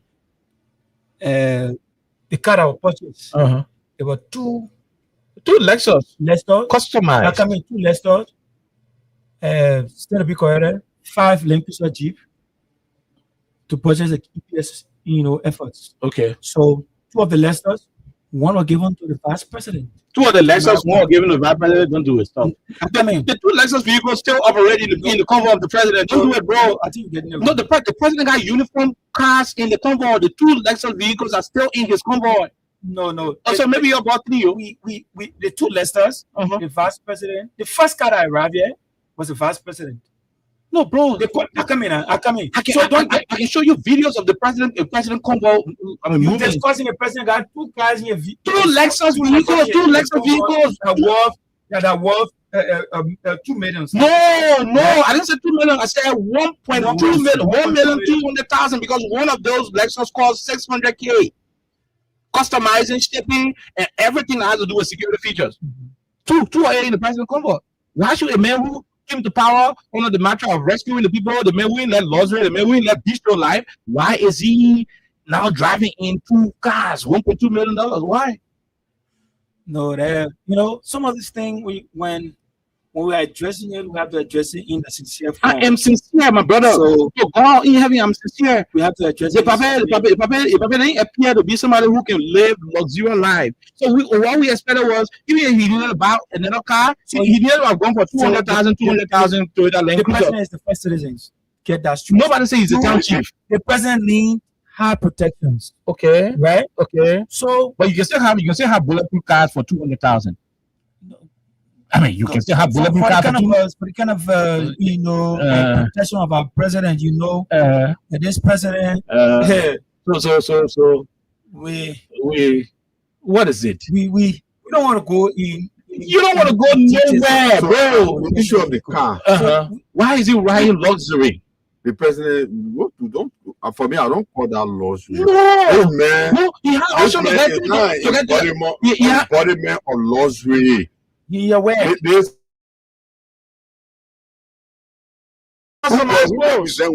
He's not wearing customized clothes.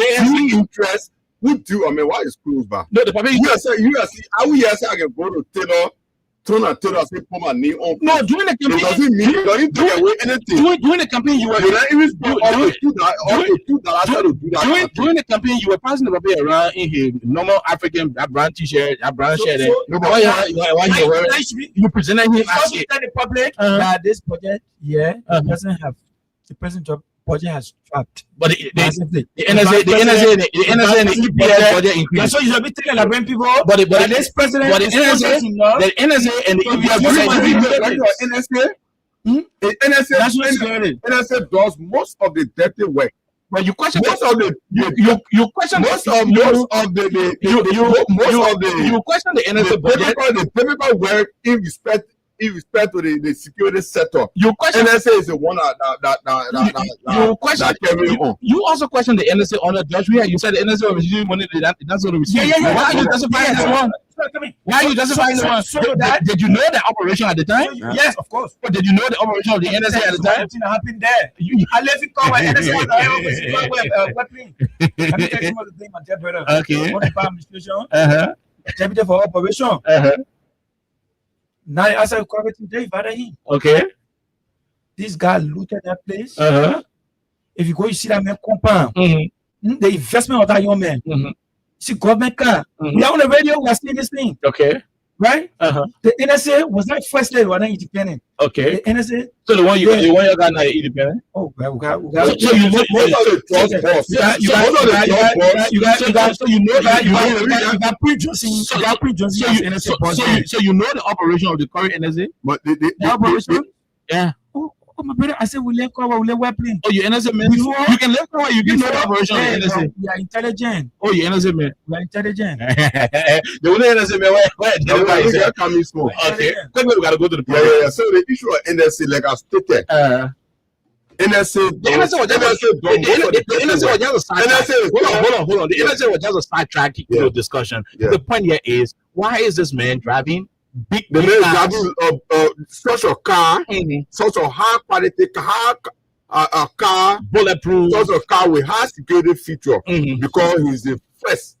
He represented 5 family. Nobody saying he knew. So in his protection, his protection is very, very cardinal. So he didn't know he was first citizen when he said if the need be he could rap. But I explanted that to you. I did explain to you that in case of pressing issue. Quickly, let go. We're running out of time. Yeah. Saturday is your groundbreaking. I remember the McLeans put you outside for $100,000. You could not pay in opposition. So you're kind of power now. You get the government money. You go buy the headquarters. You're going there December 6th. Yeah. Clean the tunnel. You can't start. You go in. what is it? What is it going to be like? So you're going to your old headquarters where you couldn't pay the rent, but you're buying it now. Where you take the money from? Start quietly and listening, because the more important thing we were told of our opinion. Let's talk about it in 5 minutes and we'll take calls quickly, please. Yes. So the homecoming and fundraising program. So we came here to speak to our partisans and well-wishers to come out on December 6th and support the party in terms of fundraising. You know, our party is partisans, right? Responsible ones. This is why we commit ourselves, to our party wherever the call on us. Why you couldn't commit yourself when you're in opposition? You gotta put it outside. If the partisan died that time, you were not living. So that's your word. You said put your outside. There is no evidence to that. No. There are good recorons. Don't do that, bro. There are good records to show. Yeah, almost like you refuse to. Yeah, you pay your rent. You get notice, bro. The party responsibly left their party headquarters because you could not pay the rent, so you left. Left. You were not kicked out. No, but you were in court. You were not kicked out. No, hold on. You were in court. They took you to court for not paying the arrears. It was on some differences between Unity Party as tenant and now the landlord in my place. That's what I'm saying. The Unity Party are paying 30,000 and a year. And they increase the money. We're here to live an hour. We are told from sources that the market will influence politically to take such a decision. So at the end of the day, you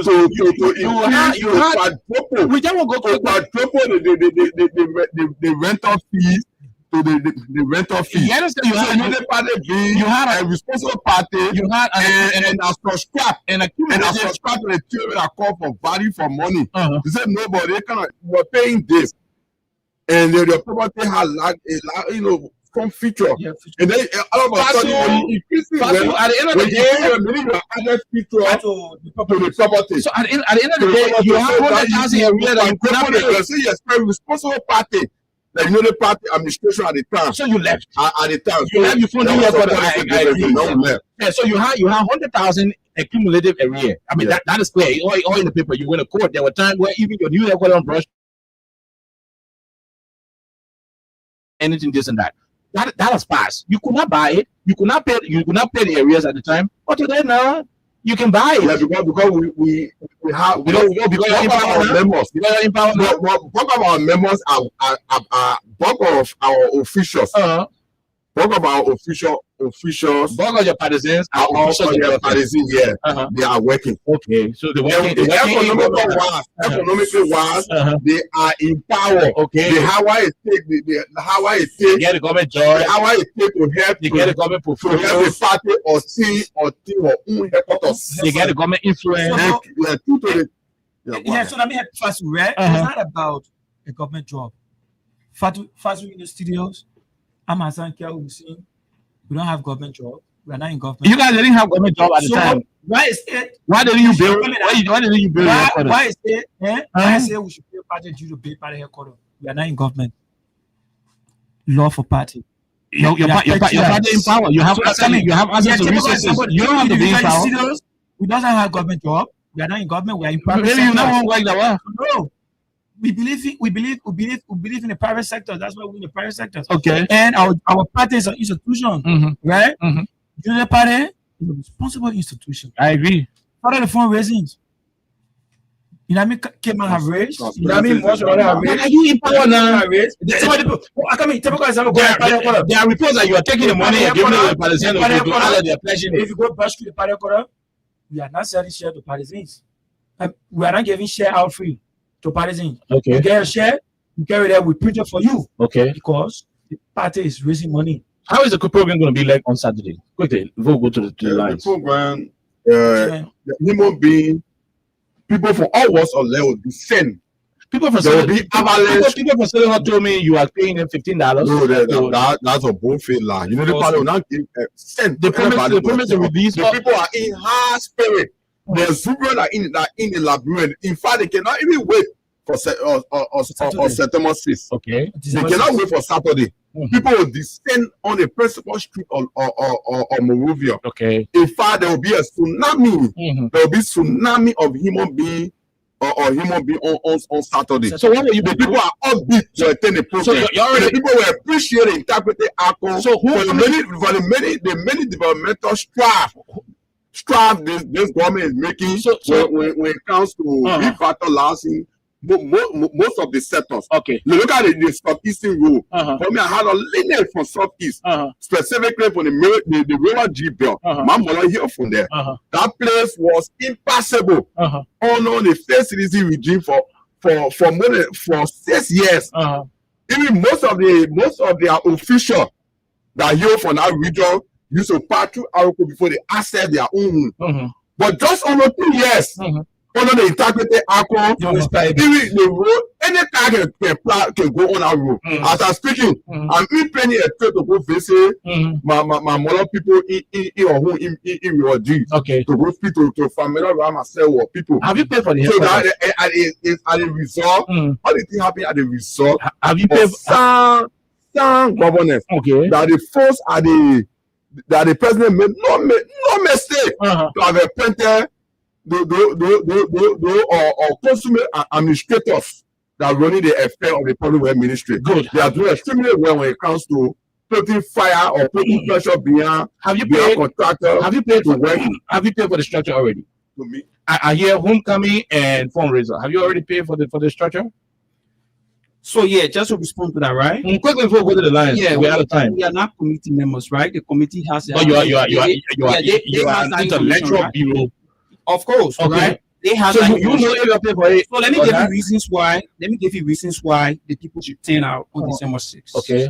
Few reasons. One, the price of rice have dropped drastically. Okay. Right. The price of basic commodities had dropped drastically. Okay. The price of petroleum products. Basic commodities, you're still talking petroleum products. I mean, when we're talking about basic commodities, we're talking about cement, we're talking about steel, right? We go to the market, bitter ball, pepper, all those things. All those prices have dropped, right? Cocoa price drop, everything price drop. Okay. When you go to the cold shop, right? I know you eat in a restaurant, but when you go to the cold shop, no, I don't eat in a restaurant. I eat Lapabido. Okay, when you go to Lapabido, right? You ask for $200 rice. The way it used to be, right? The way it used to be small on the way, plain banana. I mean, you will appreciate it. You don't have to be plated, but you will appreciate it. You get filled. Okay. Because the price of those basic commodities have dropped in the so market. The people will come out. The marketeers have to come out. They will right? come out. They will come out in our numbers, and we're encouraging you to come out and support your party. Okay. Right? And this is a fundraising program, and we are committed as a partisans that will be out and informing our people that December 6th will be a tsunami in this country. Okay. Quickly before we go to the I mean, let's talk to the Kewu. Yeah, because you already save whatever you have for parting comments. Okay. Yeah. Save it for parting comments. We're out of time. So thank you, Ottawa. And this is why we will continue to defend. And Mayu, we are on a moral obligation to defend the legacy of this president. Yeah, but why you here now? You sort of be here for different things. So, like my brother said, right? Look at the various sectors. Now you're enjoying stable electricity. Even the guys from the hardware I spoke with somebody said, "We're getting our boss will come in. And we're not coming in to pass our government future, but we come in." Even though Mr. Sharif, who has the energy sector, credited the current stability to the previous administration. I can play a voice on you anyway. Of course. The government is continuing. So don't act like you won't do it now. So don't act like they think like you beating. Because the very man who you put over the sector has acknowledged the previous government on the work that they did. The issue of maintenance. Let me tell you something. Let me share this story shortly before you open the line. Quickly, we gotta do so. Quickly, no time. I told you I left Carwell. At the Hajo, so the minister they come we in. have something that we call the Taraband. They're responsible to regulate the current at the Hajo. The Taraband, they are three, elements. Two got damaged. We're operating on one. Okay. Since the government says here, refuse deliberately refused. But the scene where you see That's the reasons why. the scene where you kept the executive marshal for 12 years, I facing that job, we got to face it back inside today. So when you face something, the other government could not. So that the news. took over. That news there. President Baga visited the car well. And he said, "Gentlemen, in fact, the dry season, my brother, like when people follow me, we will not go out of current. Okay. We enjoy stable legislature. 2, go to Carwell. When Manaseti built that road, Carwell is 200 years old. After Manaseti built the road, the CDC government can go at the Assembly Johnson who had the new redemption project in Carwell. Anytime soon, it was Joe who laid the first break for that project. He went there. He was the one who laid the first break. He went to West manager, the CEO for West Out. We are friendly. Ate the money, they did nothing there. So after them, and the work put to hostage. Now we got new company that took over. Let's go to the lines. Let's go to the lines. So you anticipate a grand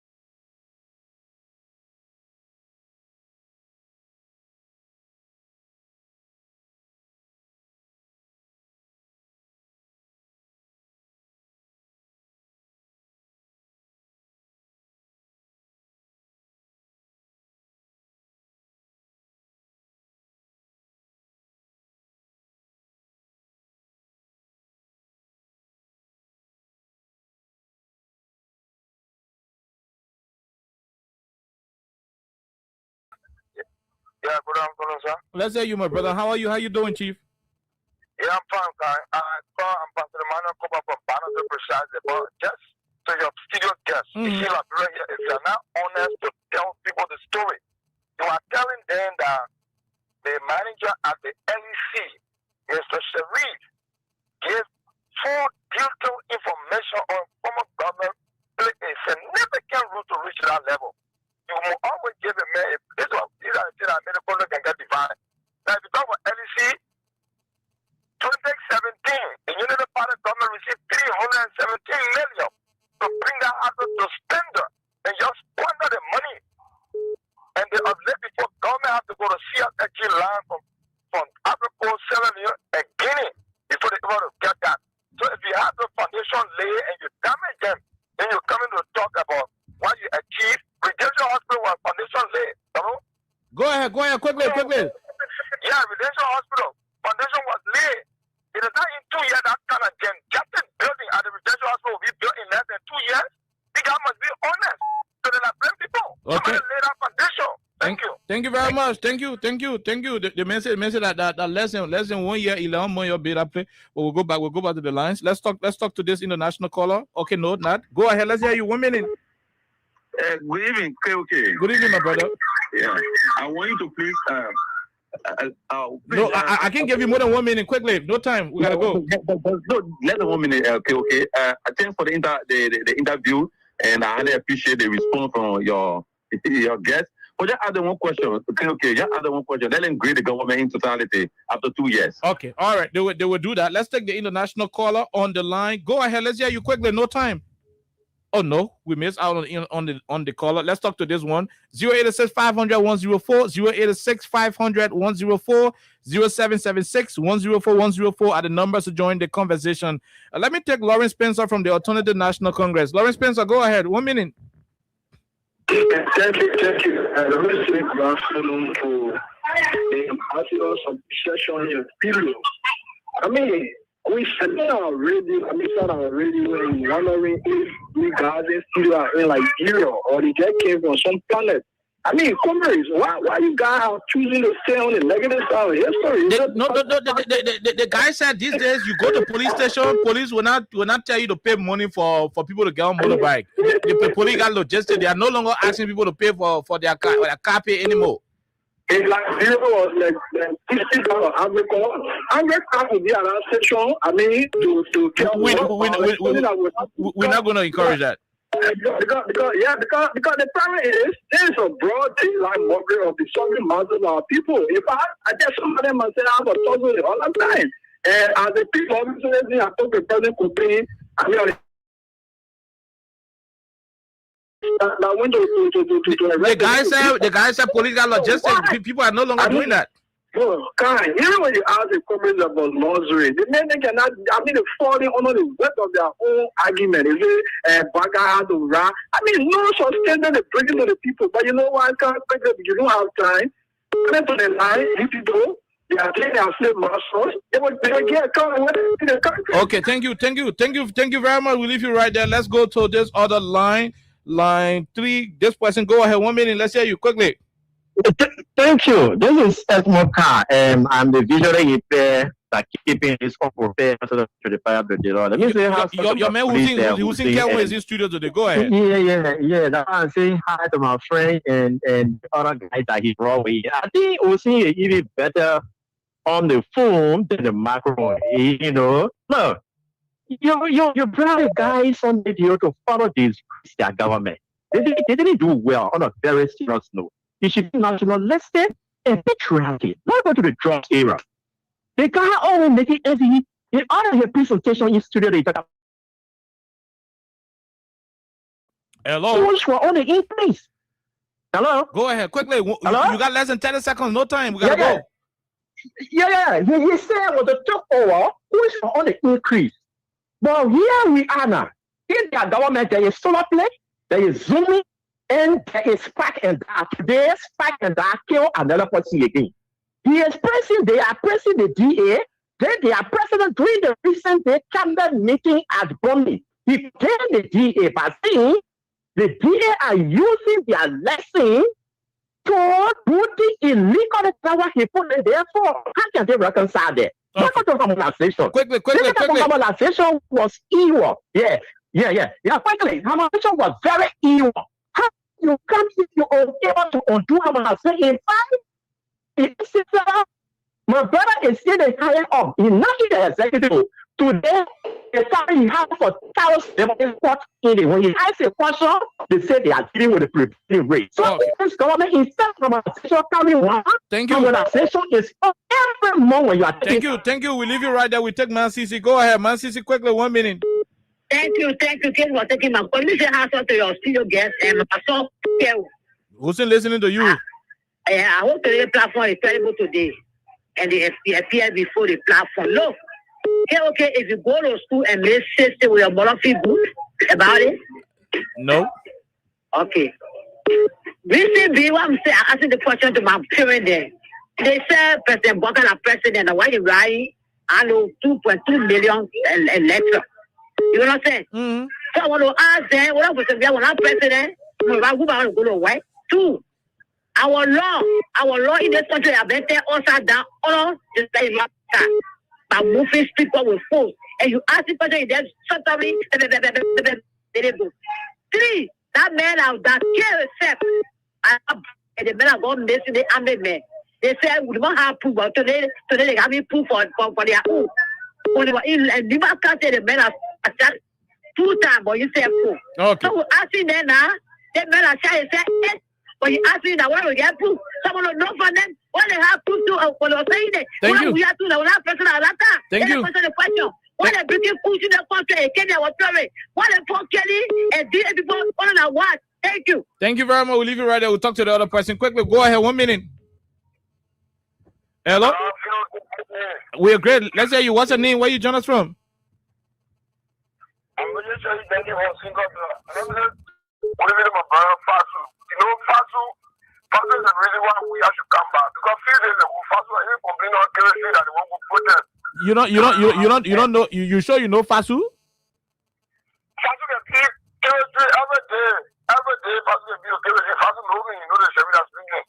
Fasu is the reason why we have to come back. Because Fasu rescued Mr. Baga and Fasu is saying rescue. He's telling me. But Fasu then said they are in the private sector. They don't want to hold government job.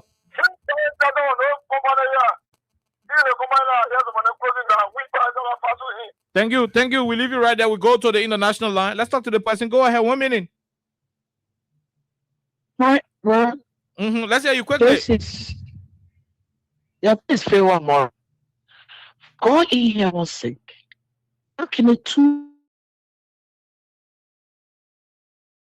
It's terrible. sit and look in the camera and right to the bed? And you yourself get patient or if you never have patient kind of a different thing. You should lie to the teeth. Looking in the camera, I'm looking at the face as I'm talking to you on the other gadget. You're too young for that. You can't do that. You're from a womb. You shouldn't let people bring you on like this and all of them hardly speak no good English. No, you will not do that to our guests. I can't allow you to do that. I mean, we will not allow you to do that to our guests. This person, quickly, let's hear you. Thank you there, my friend. You know, brother, why really you go to that station? You know, that station is where map of the sedition, everybody's sharp. They say now to call, even you are saying the truth, they will already call and call. So you know, sedition, they are people that can call. But we teach them politics 2029. But I just forgot about that people. 2029, we teach them politics. They will empower, take it from there, they will empower, they can take it from us. Okay. Thank you very much. We'll leave you right there. Let's talk to the other person. Hello. Okay, we'll leave you right there. Let's go back to the other line and talk to this person. Look, go ahead. Let's hear you quickly. Good afternoon, KOK. Good afternoon. Let's hear you. How are you? Quickly. My name is Joseph. We're calling from ESW area. Go ahead. We'll take five more calls after you. Then we call your day. We go talk to our people. Go ahead. Yeah, thank you very much for bringing these guys in studio. You know, the requirement in Labrador now to be a bona fide United Party, you got to be a liar. So I'm listening to the slaves defending their slave masters. It helps me to feel that you're the generation that have more work to do in Labrador.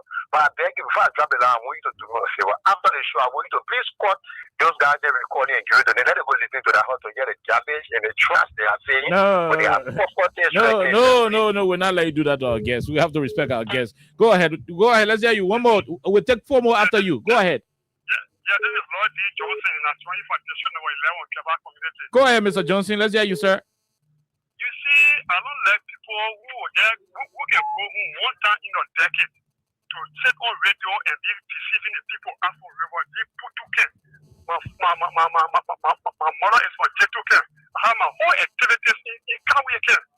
The place where we are left is in Kawike, where it is. The government has no absolutely nothing. Then I should start lying in our studio. We'll pay them for the last. Thank you. We'll leave you right there. We'll talk to the other person. Go ahead. We'll take 3 more after you. Hello? Okay, we'll leave you right there and go to the international. Okay, no. Let's go back. Hello, how are you? Oh, no. Let's leave it and go back to this other person. Hello? Go ahead. Prince Glicker, I'm calling from Mount Barclay. Mount Barclay, let's hear you, Prince. Our guest here. Yeah, this guy there, he's already saying, they just when you see the to just in Mount Barclay, when you go to the police station, the police can tell you to pay money for you to get on motorway. That's what the man say. Hello? Oh, the man left the line. Yeah, sorry. Okay, we leave you right there. We leave you. I said 3 more, right? Let's take this one and we'll take 2 more. Hello, how are you? Hello, let's hear you quickly. This is Francis calling from Ashma Street. Ashma The Street. only thing I want to ask those guys in the studio, I want to know the level of education. Because thousands of people listening to them, and they speak like that, and they talk to kind of thing, like we in the country, we know what we're on. Jesus, I give up. And you got patience, keep them talking. We leave you right. I'm telling you that some people will get, I know what. I give up. We leave you right there. Let's take the second to the last. Just question. Okay, how you doing? We're great. You're the second to the last. No time. This is my we're calling from St. Paul's Fish. But my children live in Cornwall. This Wusi man is a liar. You can remember with that the president, they went somewhere and he said the president will offer peace, so he wore white, and the president wore blue. We sang it. And for example, he's struggling. They are struggling, but enjoy you. None of them make you other kind. None of them make you so lie. And Corey will go tonight. Corey always going in Corey. Corey always going in Corey. Thank you. Corey will go. We My children live at Corey. And they live Corey. Corey is so lies over there. We leave you right there. We leave you. Let's talk to the last caller from the international side. Go ahead. Then we'll go back to them for a minute. Okay, this is Shelter from Connecticut. Okay, the lady just spoke right. You got young men in studio, young Liberian men. This government got 4 more years to be in office. You come on national radio and you lie like you ain't got no future. You understand? Liberia has become a place, one of the Nigerian men say Yahoo boys. Now we got political Yahoo boys feeding on the gullibility of our population. These are young men, and those guys are your friends in studio. Both is lying to Liberian people like that. We crazy people, man. We sit in exile, we see everything that happens, we follow the news, and then the guys, Asan Kewu and Hussein Kewu. Hey, man, you make us shame, man. Let you from the States and just take the exceptional caller. Go ahead. You're the exceptional caller. Go ahead. Yes. Okay. Good afternoon. This is Abraham calling from the United States. Go ahead, Abraham. It's great to have it's great to have this young man in your studio today. But it's unfortunate that I don't know that intelligence in terms of the economy of Liberia. The people got something called disposable income. Half the electorate that don't have it, regardless even if they are for dollar. First and foremost, the deception is just glaring. You had George Weah had a medical arrest for $13.50 for 5 years in that country. Is Hussein Kewu or he's just trying to cover it up? Because you have created no job, rather the people are in talking about things that one afford. Okay, Abby. So you gotta be economically informed when you come here to speak to the electors. Thank you very much, Abby. We'll leave you right there, gentlemen. In terms of seniority, who is the boss? He will go last. You are the boss. Okay, let's start with any of you quickly. Yeah, so let me say thank you. You got 30 seconds. We're out of time. Thank you, Kai. Thanks for the opportunity. Let me say thanks to all the callers. We are just encouraging our supporters, our partisans, well-wishers to join us on December 6th. Okay. So that we can make the program a grand one. Thank you. Thank you. Kewu, let's go back to you. Yeah, thank you. Thank you very much, Ottawa. And let me say kudos to you for this opportunity, to appear on the opposition stations of. I know people. I know. I mean, this. Go ahead. And listen to many of the callers. And first of all, we appreciate them for their contribution on the show. I want to say this to our partisans and many well-wishers that the Unity Party is supreme. The Unity Party is responsible. They are well organized. So we are calling our partisans to form part of this December 6th exercise. Unity Party. Who will be there? Well, everything will be intact. Okay. Everything will be intact. So think Liberia, love Liberia, and build Liberia. Mr. Chairman, let's go over to you. First, let me give it out to you. Okay. For making it possible, I think, for us to sit in the Kuze studio. The studio is open to any political party. I mean, at least people know now that to participate into very frank conversation. Mm-hmm. I relish what went on today. I think the show is very, very interactive. And let me also give it out to the caller, even though we see there are some people who have dissenting view. You know, that's the beauty of democracy. You don't find everybody that will come your way. So that's the reason why we have a responsible government in place to ensure that all of the democratic those things that can make a country to be a democratic state, to ensure that all of these things, fall in place. All of these things go on smoothly. So that's why you see the government very responsible. The government is a respecter of people's opinion. Okay. We're not put anybody in jail because you have dissenting view against the government. So I encourage all of those who have dissenting view. Mm-hmm. They are free to speak their mind. That's the kind of government that we have in power, that very responsible, that respect, that consider ourselves a respecter of citizen opinion. Okay. So say thank you to you, thank you to the national chairman for envisioning such a landmark program. Okay.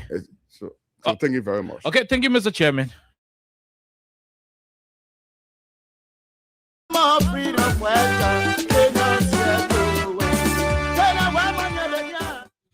Okay, so until we return here next week, Monday, it has been a wonderful, wonderful presentation here on 87.9. My name is Kaim. Bye-bye from our end. It's weekend.